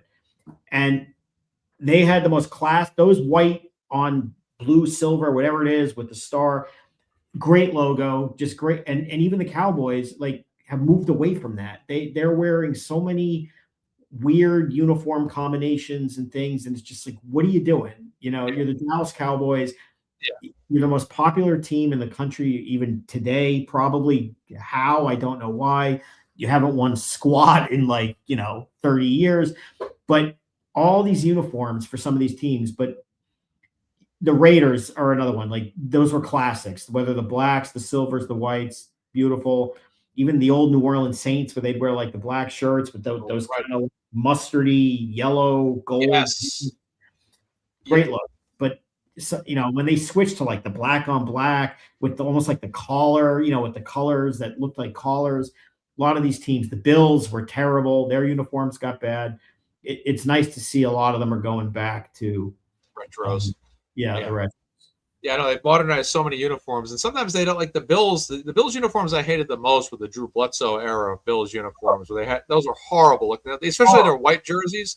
I hated those. I like their 90s look, and I actually like their modern day look. I like how they've kind of they kind of modernized the 90s uniform. They kind of took the old like Buffalo logo where it was like the non-charging Buffalo, and they kind of took those two uniforms and combined them into one. Yeah. Another example is look at the Dolphins. Can you go back to like the old Dolphin without? You're right. And just wear the teal and the orange. I mean, they had striking. Look, the team sucks. You may as well look good, right? Right. Exactly. I do miss that old logo. I don't like the kind of I like the one that was more like that. It was so much better looking. You know, when Dan Marino, Yeah, the exactly. arcing, you know, the one jumping through the rings, pretty much. Yeah, The it one was who's much better. yeah, Right. they're just What's her name? Emily Creative. I forget her name. She does the logo adjustments on X and Instagram. She did a logo, Dolphins logo thing recently where she redid it. She took the old look, but then put a modern spin on it, and it was perfect. I was like, oh, that looks so sharp right there. I'm like, that's unbelievable. I actually like the Jets. I like, even though I don't like the Jets, I kind of like it when it's written out the way it is now, kind of the way it looked in the 90s. yeah. Well, I like the Jets. I mean, I don't like anything about the Jets, but Right. when they wear the green, white pants and the old Jets helmet with just the white Jets going into an airplane, they kind of wore that last week. You know, it's a good look. They're still the Jets, though. I mean, Right. Just end the season. That's what it stands for. And it's right. You are at this point. I know I said this earlier. I would say pound for pound at this point in the four major sports, you would have to convince me otherwise that they are not the single most pathetic franchise, bar none, in the four major sports. I mean, a metropolitan team from New York City, a lot of dedicated fans, meatheads, a lot of them. That's true. How does a team like that just suck year after year, draft after draft? Look what they've done. Okay. They drafted, Geno Smith. He was terrible. I get it. You know what? He became a serviceable quarterback. Sam Darnold. Look at him. Do you know there was a stat today? I couldn't believe this if it was true, but apparently there are only two quarterbacks in history that have had back-to-back 14-win series. Some guy named Tom Brady, you might have heard of him, and the other one was Sam Darnold right now. Wow. Another Jets cast off who goes and excels somewhere else. Amazing. Got the logo for you. So this is Emily Morgan Creates X. And this is her Dolphins logo redesign that she did. This is the original logo in the upper left. She just gave it. She looks like he's got a nasty. Sharp. Yeah, I like it. It's perfect. Why would you it's great. It's absolutely with an old school helmet jumping through a hoop. I mean, look, you're the Dolphins. You're never going to be tough. Your team nickname is the Dolphins. Embrace the wussiness. This is perfect. You have, and the color scheme is beautiful. Absolutely. Teal. Yep. It's great. Yeah. Yep. It's perfect. Exactly. That's the argument. Why ruin a good thing? Yeah, Emily Morgan Creates on X. She's also on Instagram too. What's interesting is I actually knew about her before I ever followed the Karen Reed case. And I used to, because I'm always looking at sports stuff, I used to see it pop up on my screen all the time. And I'm like, look at these logo redesigns this girl's doing. One day, I know she followed me on X. It was like really cool. I'm like, oh, that's cool. She goes, oh, I'm a Karen Reed supporter. I'm like, oh, that's awesome. Yeah, she's a Karen Reed supporter too, which is awesome. Yeah, she does a great job redesigning logos and making them better. She sometimes will take different attributes of the team's history and city history and implement it into her logo designs. And yeah, they're definitely a team that they got to go back to their old logo for sure and get things fixed up. I see you got the Pat the Patriot helmet right behind you there when you were leaning to your left. Oh, yeah. Right. Yeah. I got both of them. This is better than that. Yeah. Yeah. Is that Arizona State to the left there? Yeah, that's or to your right. Which is a great helmet, which let's give them props. They should rename the Arizona State Sun Devils into the Arizona State Sun Bowl Devils because, they don't have a great history and they're like the kings of the meaningless bowl game. You can't get more meaningless than say, let's go to the Sun Bowl and, let's draw a crowd to El Paso for, the Sun Bowl, which ASU seems to do every year. But the best thing they could have done was wear their Sparky Sun Devil retro uniforms and then, fumble late in the game when they couldn't score the game-winning touchdown in classic ASU format. And that's that. Yeah. Wow. Talking about college football, I have been a big advocate going back 20 years for the playoff system, going back to the championship game between, I think it was the Rose Bowl. No, it wasn't the Rose Bowl. It was whatever bowl. It might have been the Orange Bowl between USC and Oklahoma, where the Sooners at that time were very much having a lot of success. But USC at the time, prior to the scandals under Pete Carroll with Matt Leinart and Reggie Bush, were pretty much a dynasty of that time. That was a blowout that night. And for many people, the 1 versus 2 seeds weren't sticking, much longer. And that's where a lot of argument in my mind, or at least when I gained awareness for it, started to pick up when teams were arguing for Auburn. We're looking at Miami, the Hurricanes, who were a 10 seed and just beat the number 2 seeded Ohio State. It's a sensitive subject in this house. We have, for some reason, a young man in this house for 5 years, I don't know why, has been a diehard Ohio State fan. Just diehard. So we also have an Indiana graduate who lives in this house. So that was kind of a weird couple days. Never would have thought. Indiana basketball wouldn't be shocked. Indiana football and just the way players usually go to specific schools all the time, it's extremely hard in football to really break through like it is in basketball. This could be recency bias, so maybe I'm like speaking to whatever. Yeah. But if Indiana does this and wins the national championship in football, and in the process goes undefeated, and in the process wins more football games than anyone in the history of college, that may very well be in college, professional, and if I'm overstating it, tell me.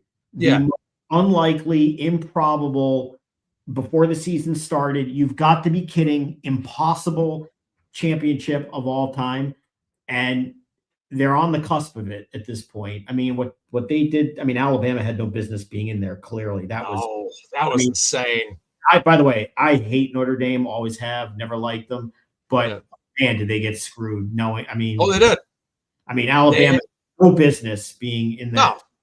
But if Indiana does this, it's insane because, like you said, especially in college football, every single kid who is playing at Indiana, and I'm not talking about the transfer because the transfer portal changes it a little bit. Every single kid there did not get recruited to go to Ohio State, to go to Notre Dame, to go to Alabama. And if they were on any of those teams, they'd be 3rd or 4th string. Nobody wanted to say, like, I want to go to Indiana to excel when they're playing a school like Ohio State or any of these other schools. I mean, nobody.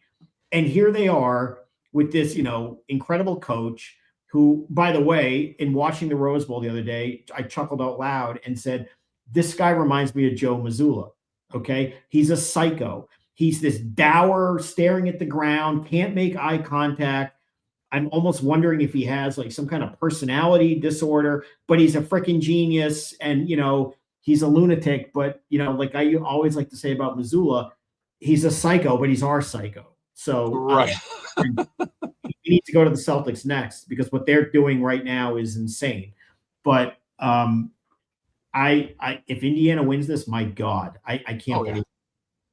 And the thing about football, it'd be shocking. And the thing about football is it's, if you get a top recruit, like when you look at Larry Bird at Indiana State, the Sycamores, that's a team that has never done, to my knowledge, anything prior to that or anything since that. Other than when they had Larry Bird, because Larry Bird was basically a 5-star recruit that played Bobby to go F himself. Right. I mean, he was supposed to go to Indiana, which is where Larry Bird went. And he's the one guy who said, I don't like Bobby Knight. F you. Right. I'm going to go to become a Sycamore. Right. And, look at them. They lost to Magic Johnson. And then, we know how that worked out in the pros. But And, to that point, it's like you can get in basketball one good player, one great player, and it could transform your program into a deep playoff contender.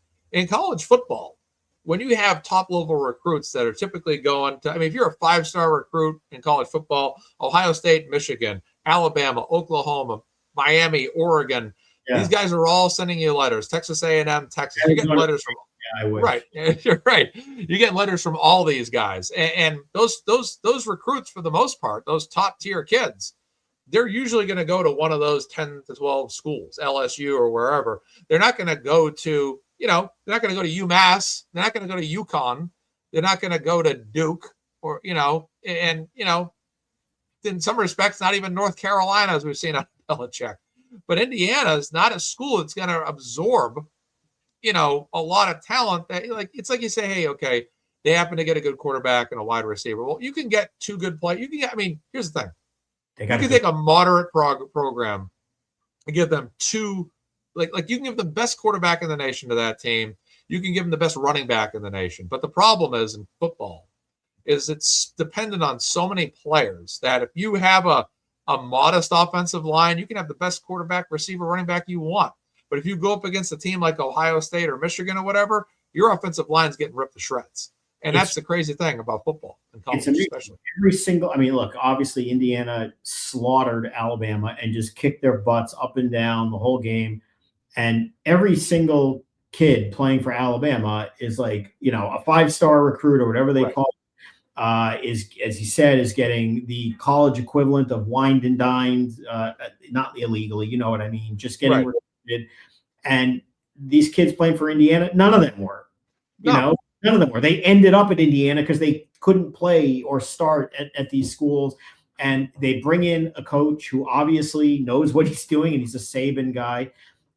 He has them prepared. Hang on one sec. Hey, stop eating my blanket. Sorry, Lola's. Sorry about that. Transfer portal is interesting because that's the only reason they got the Heisman winner, right? They weren't. Didn't get recruited by them, and all of a sudden they're about to pull off the most improbable national championship. Hopefully, if they finish it, that you're ever going to. And I hope they do it because it's just such a crazy story. Oh, it is. It would be. And what's interesting too about college football is you can have a kid like Mac Jones who plays for Alabama winning a national title, but then a kid like Drake May who plays for a moderate college football program compared to Alabama. Not the same level of recruits, but then when all the curtains come down and both those guys are in the pros, Mac Jones has been what we've seen. Drake May is leaning towards probably being the ultimate lock-in as an MVP right now. You almost have to wonder if last year, if Mike Vrabel and Josh McDaniels are on staff instead of the, lost year of the Gerard Mayo fiasco. Where would he even be in his development now? It's incredible what he's doing. He's 23, he's a second-year quarterback.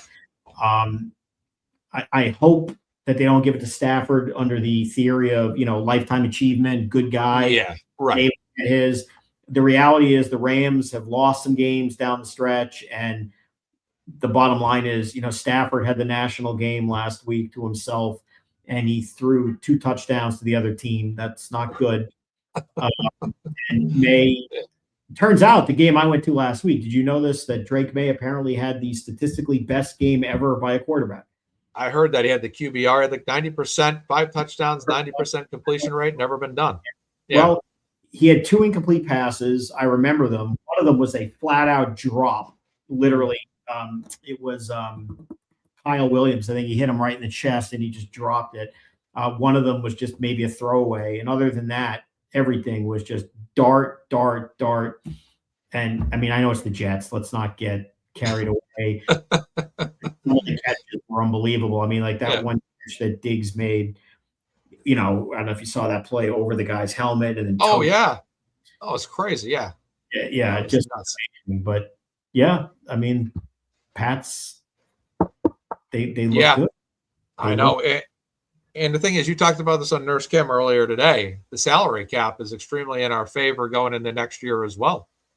Yeah. So you can, build through the draft, although they're not going to get a good draft pick. That's the curse of winning, obviously. Right. But, if you had said to anybody, you want to go play for the Patriots a year or two ago, let me play for a team that sucks in the cold, going nowhere. And now all of a sudden, well, wait a minute. They're one of the best teams in the league. They have the best young quarterback in the league. Sorry, Bob. Spare me the Caleb Williams. Forget it. Let's be honest. Drake May is different. Why, you have Vrabel, who is an incredible coach. You have McDaniels on the offensive side, who's great. They're going to be attractive to free agents who want to win. And, that's probably the best way to upgrade the receiver position is find a trade partner or a free agent. I don't even know who the free agents are yet in that area, but why wouldn't, I mean, a year or two ago, what were people saying? Who was it? It wasn't DeAndre Hopkins, or was it either him or someone else? I'm kind of brain farting at the moment. Was either going to go play for the Patriots or someone else, and he was like, "Yeah, it was Hopkins. Yeah, Hopkins was here. That's right. Yeah, that was him. I'm going with the better quarterback." Oof. Yeah. Oh my goodness. It's they're in a situation right now where they have a lot of talent. If they have these guys locked in on contracts, if they can pick up what I want to see is I kind of want to see them pick up a really solid defensive player that's pretty much Pro Bowl level. And I want to see that maybe in the linebacking core or the defensive line. Yeah. I mean, Max Crosby would be incredible. He's not old. He's not young. Yeah. They got Trey Hendrickson from the Bengals coming up as a free agent right now with the highest level market value. Khalil Mack, who's kind of aging, at this point, is available. No. Too old. At this point, I don't want him. I would take Crosby. Crosby would be a great pickup. Yeah, that would be huge for us. Just because they're in a situation right now where I might be freezing here. They're in a situation right now where if they don't win at all, if they falter or whatever happens, they are in a situation where if they start to get those extra talented pieces added to the puzzle, then it's just going to build. I mean, if they're already, realistically, how many games did they win in a row? Okay, they had an easy schedule. Totally get it. But next year, even if they have a harder schedule, but they add talent to the roster and they say, make this team 10% better roster-wise next year, then they could foreseeably win at the same level against a tougher list of opponents next year with an improved roster.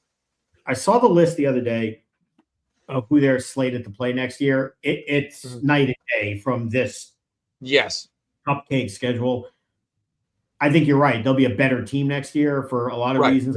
They'll attract better trade or free agent candidates, and I think May will be better, and Tre'Veon Henderson will be much better, and and he's like a touchdown threat every time he touches the ball.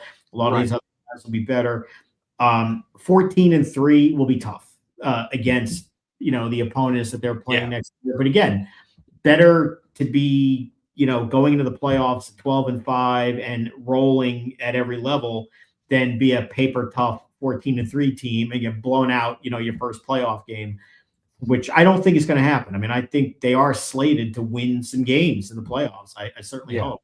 I mean, at this point, you have to raise the expectation. Anything less than 2 playoff games this year is a disappointment. You would not have said that before week 1. Certainly not after week 1 when you lost decisively to the Raiders, who are probably the single worst team in the NFL at this point. Worse than the Jets. Yes, I said that. Worse than the Jets. Right. They are.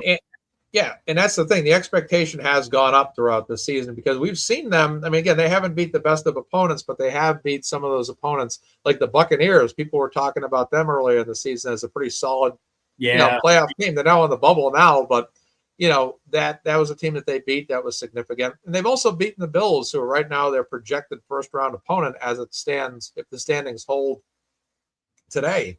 So and then again, like you said earlier, you're getting Will Campbell back. I mean, that's only more time in the pocket for Drake May.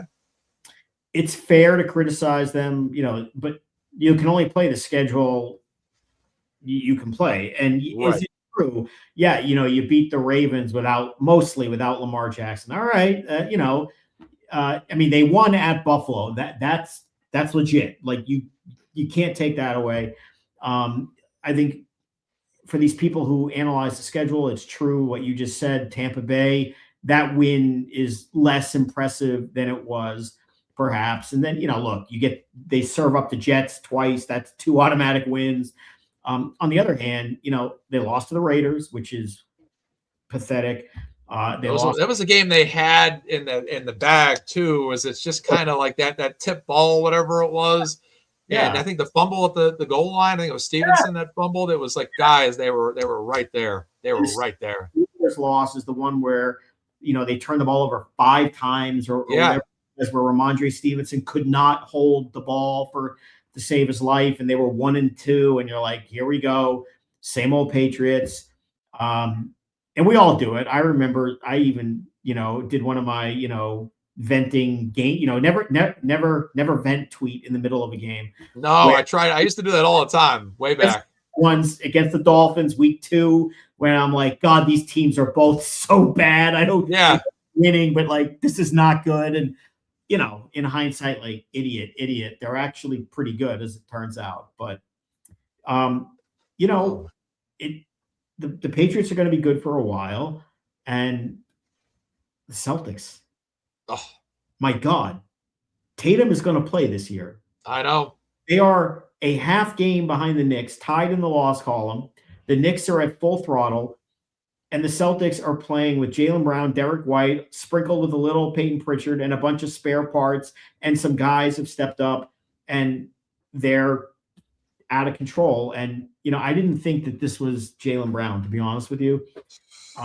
Although I worry about what happens because he is a ball center guy, and, he can be very frustrating when you have Jason Tatum and others and maybe say there's still only going to be one ball. And I don't know how the dynamic will change when Tatum needs the ball. Obviously there has to go through him, but you can't have Jaylen Brown go from 30 points a game to becoming some 15 to 20 point guy. Right. So, it's an interesting dynamic. It's always been between the two of those guys. But if Tatum slots in to what he was, and there's the chemistry picks up right away, holy crap. I mean, in the East anyway, Oklahoma City and San Antonio perhaps is a little tough challenge, but holy crap. Yeah. They, last night's game, it looked like the Clippers were going to close in. And then all of a sudden, next thing I know, it was like, I think I had just gone on my phone for a bit. And all of a sudden, next thing I know, like, the Celtics are up 30 now, and Jaylen Brown scored 50 points. I'm like, are you kidding me? Jokic is actually out for a couple weeks now, I think. Yeah. Who's been a fantastic player in this league. Jaylen Brown, for me, though, is like the classic, like, love-hate. I mean, when I watch and yell at the TV and all of that, he tends to get the most of it from me usually in the same subjects. Really bad, out of control offensive fouls. Yes. Dribbling into turnovers, out of control. And I know when it counts, I think he's getting a little better at this. And he's going to the free throw line. I'm not only guaranteeing you he's missing at least one of 2 free throws, I'm further guaranteeing that the miss will be a front rim biff. Never understood that guy any open jump shot mid-range, but yet put him on the free throw line, which should be the easiest shot, and it just doesn't work as well. But what he's doing this year is unbelievable. He's playing with an attitude. It's great. He was getting a lot of crap the other day and talking smack, and then he just goes out and puts up 50 on the Clippers on the road. I love it. And the draft they had, they may have gotten to steal the draft with Hugo, right? I mean, he's 19. He's already one of the better defensive players in the league, which is crazy. Yeah. Jordan Walsh apparently is a real NBA player, which. Oh my goodness gracious. His dunk last night, they allied it to him and just 2-hand jammed it. I'm like, this is nuts. Yeah. It turns out that Brad Stevens is one of the best executives of anything. Yeah. He buy low and sell high. You hate to see it, but obviously the Porzingis thing, it was never going to work. He's not well, clearly. No. It's probably he should retire for health reasons. Like, right. I'm not talking like creaky legs, but like whatever that is. As much as you love Drew Holiday, he's over the hill. I mean, he's barely playing, and they were able to take that short-term pain early in the season, plug in some spare parts. They're doing well. Derek White is Derek White. He's been great. And if you're going to be this good and play at this level mentally, and you're going to throw, a first-team All-NBA player into the mix who's 6'10", and by all accounts is just healing incredibly because he had surgery within an hour or whatever it was on his Achilles. I don't know why they can't be real in the East. I wish they had a big man, I miss Luke Cornett. I mean, the guy, Keita is okay, but I mean, when it really counts, he's going to get, the Daniel Tice treatment and foul himself out in, 7 minutes in the playoff game. Right. And yeah. I don't know. Yeah, losing Cornette on top of Horford and Porzingis was tough too, because he was kind of our he's kind of like your reliable everyday backup rotational big man. That's important to have. It's like a relief pitcher in baseball. You have a guy that can come out. Occasionally he's going to have a solid 10-point game. Other times he might score 2 to 6 points. He's going to get you a couple of shot blocks here and there and some rebounds and some pretty solid defense. But you need to have guys like that, especially when your big's getting foul trouble. We saw in the finals against the Mavericks, when Porzingis was out, Cornette was filling a lot of minutes there, and he was the kind of player that he doesn't really do anything negative. He might not be as good as the guy in front of him, but when he's performing, he's out there, he's playing at a consistent level. He might get outperformed by a few guys here and there, not a problem, it happens, but he's out there to give you a consistent, daily effort on, in the games, which is great. You mentioned Al Horford. He's got to be kicking himself in the head. I mean, he assumed like us, and he knows basketball a lot better than we do, clearly. As loyal as he was to Tatum and the Celtics and loved it there, that this team is cooked. And I've got 1 year left, and, although why he thought Golden State would be a championship contender is beyond me. But it turns out the Celtics are better than Golden State. Tatum is going to come back this year. They are going to be a legitimate threat. They could use Al Horford. And then, of course, who doesn't just love Al Horford? And right, I know. I mean, I remember this. I love Al Horford so much. I got carried away when they should retire his number. That might have been, in hindsight, maybe that was a little emotional. We'll allow it. They've retired a lot of guys' numbers in Boston that necessarily didn't. They weren't necessarily all-time great players. They were good for the organization, won titles, but they weren't. Not every player in the rafters was Larry Bird, Bill Russell, and Havlicek and Kuz. They don't win a championship without Horford. I believe that. I agree. He's just, we talked about, how he compares to Hunter Henry. He's kind of that reliable veteran presence that, he's not your biggest superstar, but he is a team leader. He is someone that's going to get things done. He'll play with a relative level of consistency. I love this veteran presence. And personally for me, I'll be honest, he was one of my favorite players on this team as well. I just enjoy his style. For me, positionally, when I played basketball, I was always power forward and center. So I can kind of relate to that a little bit as well. And he was a good all-purpose player. And I think the problem I had with Al Horford a few years back, probably 10 years ago now, was I thought that they didn't have enough big men around him. Because what happened was there was a few years there where he was like our predominant big guy, but then he wants to shoot threes. And I said, I have no issue with him shooting threes. But in terms of the team build, I want other big men out there with him so he can play power forward and he can shoot the three. Because when he shoots the threes, he has a sufficient level of consistency. But what the problem would happen is he'd go out there and shoot a three, and we'd never get those offensive rebounds because our tallest guy was hucking up a three. Put big men around him like Porzingis and Cornette. Right, that takes away that problem now. Well, one of the craziest things too, and I'll never understand it, it's almost mystifying, is how Al Horford makes 3-pointers with the way his shot looks, because it is ugly. Okay. He knows what he's doing, clearly, because he makes a high percentage of them, but it is not a pretty look watching him shoot threes, but man, they go in. Yeah. Oh, he knocks them down. Every time he shoots a three, I'd say Al Horford dialing up from downtown. It just come out of my mouth every single time. Al Horford's dialing up from downtown, and they had such a great build when they won the title. Oh, I love that team. I'm glad he was on the team that won, and they brought him back to win. I just wish he stayed. What do you think in terms of the Celtics in 2008 and the Celtics in 2024? One team had, I would say the 2008 Celtics had a better top three, but I would say that the 24 Celtics had a better top six. I don't know about that. So what I would say is this. First of all, the 2008 Celtics had KG. So right there, like advantage, mental preparation, just love it. They also had Paul Pierce still in his prime, great scorer, all that. They obviously had Ray Allen, who is kind of with Steph Curry before Steph Curry. Curry's a different level. That's not what I mean to suggest. But Ray Allen is a Hall of Fame, number 3.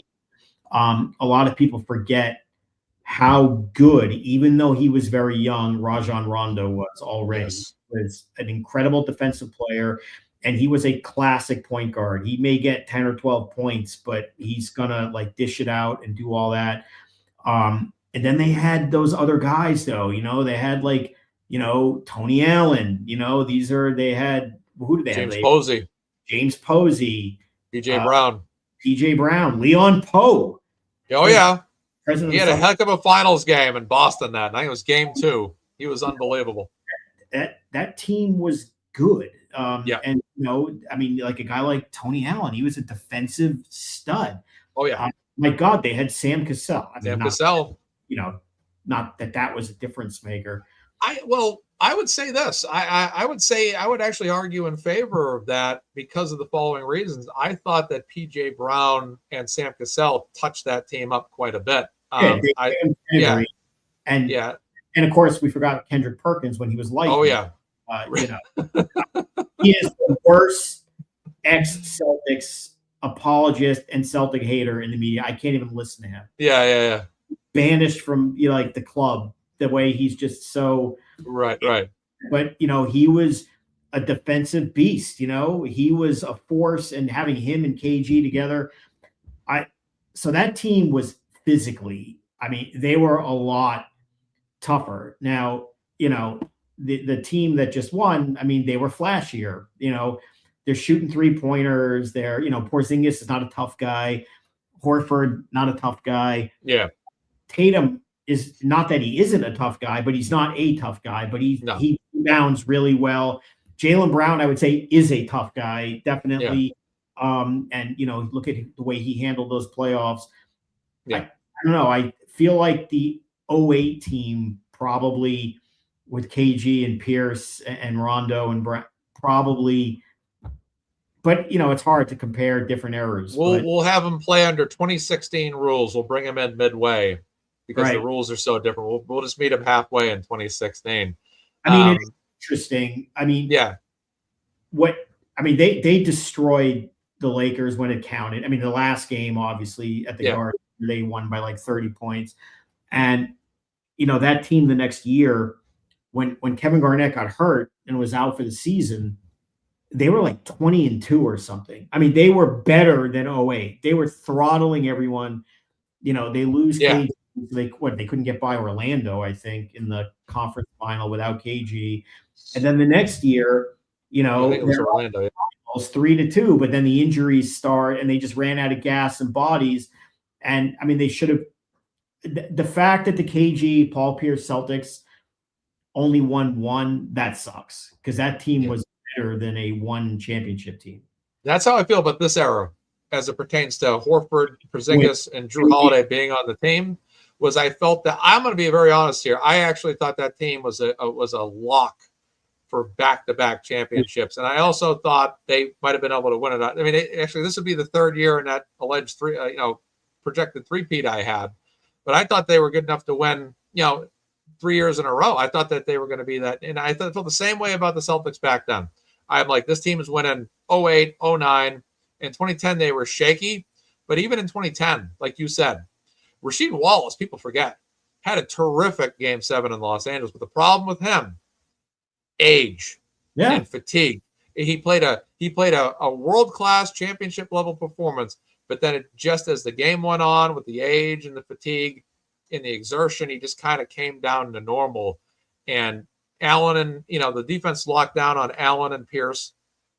And I think one of the biggest shifts between 08 and 2010 was we had 3 guys to deal with Kobe in 08. We had Pierce, Allen, and Posey. In 2010, we didn't have Posey, but they added Ron Artest, who was, for me, one of the best defenders on Paul Pierce that I had ever seen over the years. Yeah.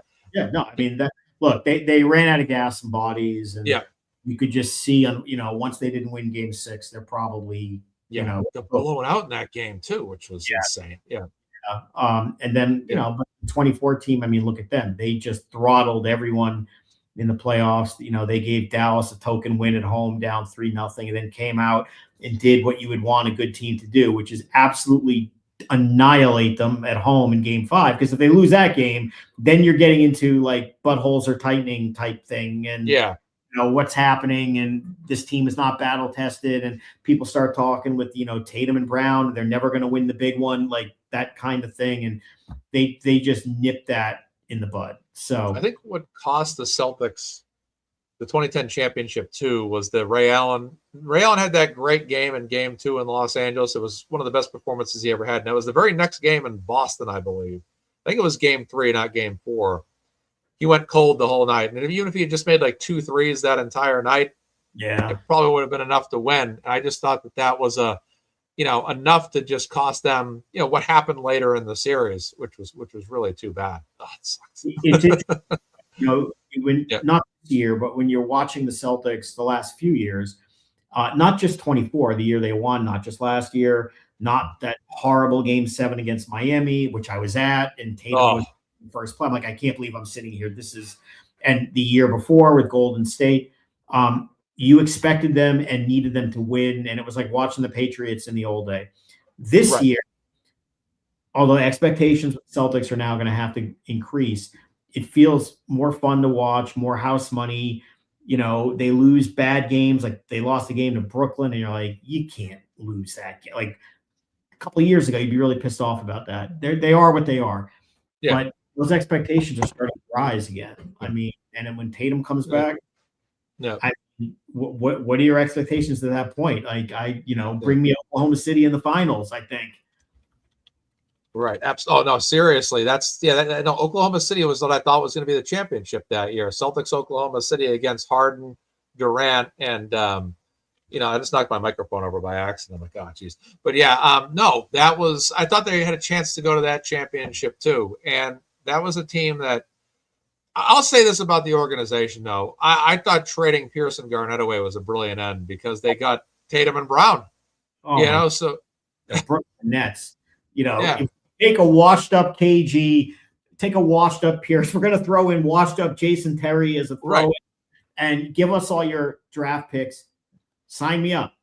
They wanted that, Brooklyn too at the time. They just switched over from New Jersey. And they wanted like that. They had Brooke Lopez, Joe Johnson, and Deron Williams. And they wanted that big roster. They wanted the sizzle. The Brooklyn Nets are kind of like the New York Jets. They're in New York. They're the little brother. The Knicks are always going to be here. And unless Brooklyn wins, they're going to be there. It's the same way with the Jets. It's a Giants town other than when the Jets do it. Same with the Mets. Sorry, Mets fans, but it's a Yankees town. And then so they tried to make their splash. And for a while, the Nets became more interesting because the Knicks were bad. But now, Brooklyn has never, even when they tried, the Durant, Kyrie Irving, and James Harden.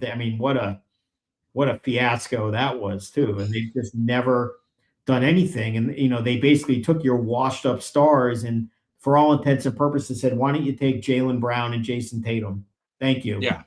Unreal. And you look at Oklahoma now. Oklahoma's kind of built their team up through strong draft picks. Chet Holmgren, Shai Gilgeous-Alexander, a team now that for the foreseeable future, and you've talked about this on a recent sports show, I think we did last month, that you felt that Oklahoma team has a very good window right now with young players that were top tier draft picks.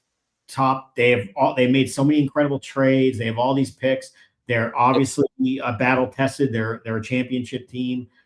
All their main players are young. They're well coached. It's insane. How a team in Oklahoma is going to be, potentially the best team in the NBA. Although San Antonio is going to get up there too, and they're their kryptonite. They beat them every time. Yep.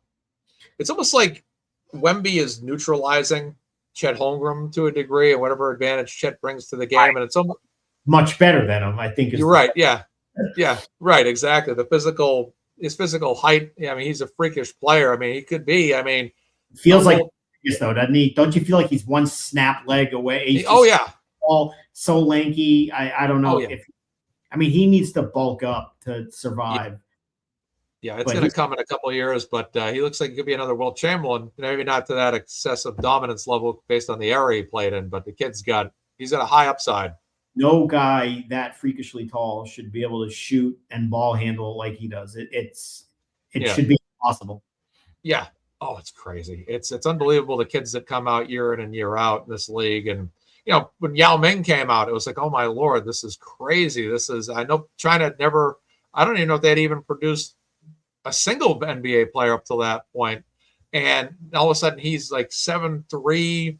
Him and Shaq are battling when Shaq's on the Lakers. It was just incredible to see some of the physical, the size of these players in the league. Now, people think I'm tall. I'm 6'5", but when I went to a Celtics game and saw Ray Allen, who's basically my height, Ray Allen looks like a small dude out there. And the tallest person I ever played against was Neil Fingleton out of Worcester. He was 7'6", I believe 7'6" or 7'7". And I had someone walk up to me and say, Mark, hand on my shoulder, I have never seen you look so small in your life. And it was just, this guy was so tall. It was when he was at Holy Cross. He was so tall. And I was playing against him. It was pickup at Holy Cross one night. And I was at the top of the key. So I used to scrimmage with Division I guys there. And I went to go shoot from the top of the key. And he was underneath where the rim was. And he took one step, one stride, raised his arm. Now, he does not block my shot because those were my best years.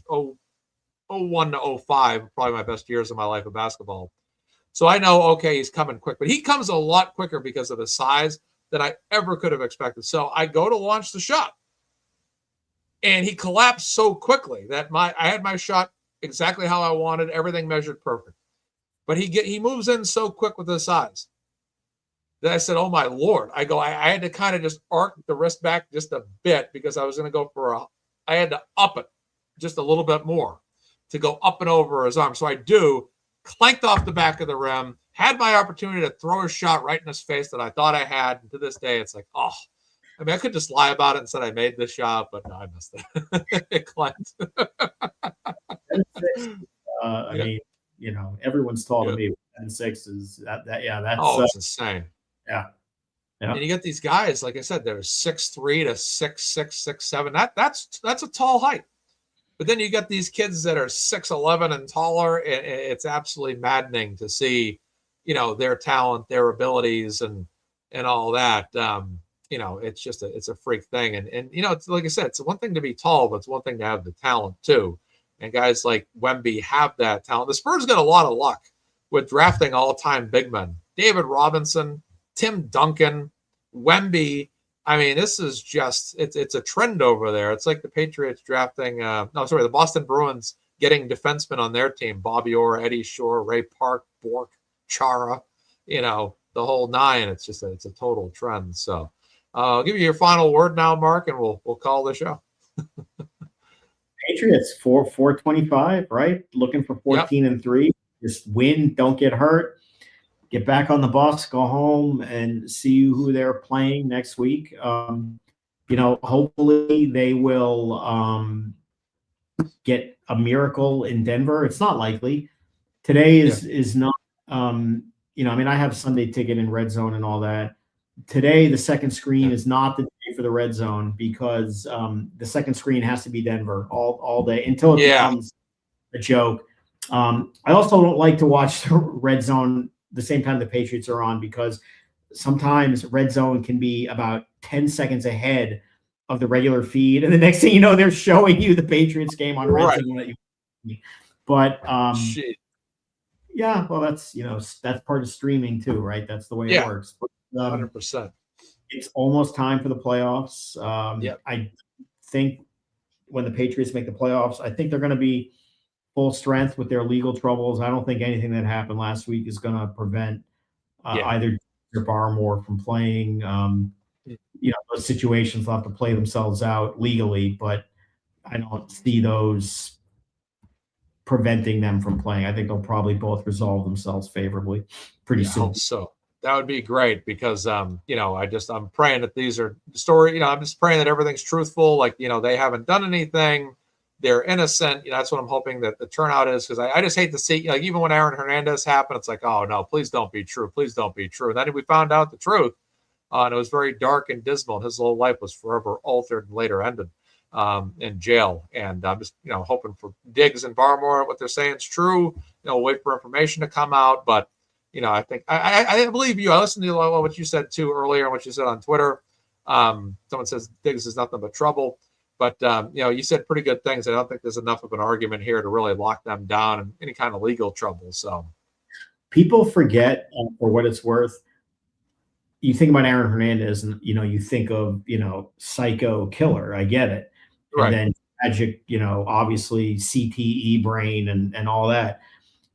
People forget how good he was. At the same time, they had Gronk, and they could have had, if he wasn't what he was, which is more important than football, I get it, but they could have had 2 all-time tight end studs at the same time. They had Brady and Edelman and all these other guys. Wow. One can only imagine, but obviously Aaron Hernandez had other problems, and that's a different story.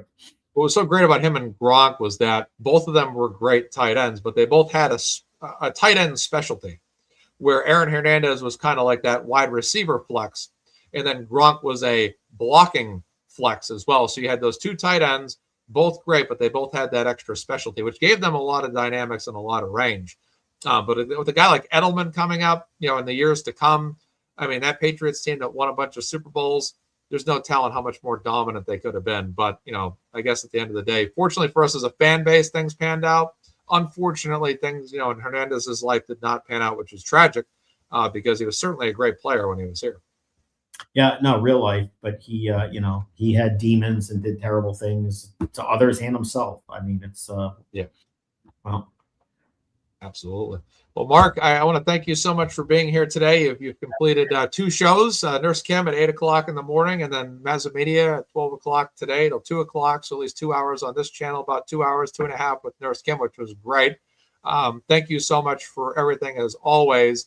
And actually, one quick question. Will you be in Massachusetts upcoming later in the month? Yes. Okay. On the 23rd? Yep. Okay, perfect. All right. Wanted to know that. Yep. Excellent. Well, have a safe trip up here in time. We'll be watching a lot of Patriots games, playoff games, and Olivia Niles in the chat as well, saying hello, Mr. Bederow. Yeah, and we'll just pray for the best for everyone, and that justice will prevail, and that the Patriots will prevail as well, and hopefully we might get a 7th Super Bowl this year. We'll see what happens, or we'll be back in a week or two like, oh man, that sucked. I can't believe that. Your words, your mouth to God's ears. Exactly, Mark. Absolutely, sir. Well, Mark, thank you so much. Attorney Mark Bederow, ladies and gentlemen. Please give him a farewell in the chat and thank him for his time. We thank you, Mark. Have a great afternoon. Go New England Patriots. Take care, sir. Bye. All right, bye-bye. Absolutely. All right. Well, thank you, everyone. We're going to wrap the show here. I'm going to make lunch here soon. I'm not sure if I'm going to cook the dinner. I'm making pork ribs today. I'm not sure if I'm going to cook the dinner now or if I'm supposed to make a quick lunch, then cook the dinner later. We'll see. I'll decide. But thank you guys, everyone, that tuned in today. Fantastic time today talking about Stranger Things, spoiler edition, and then also talking about sports, about an hour of each topic, which was fantastic. Thank you guys so much. Have a great afternoon. Have a great week.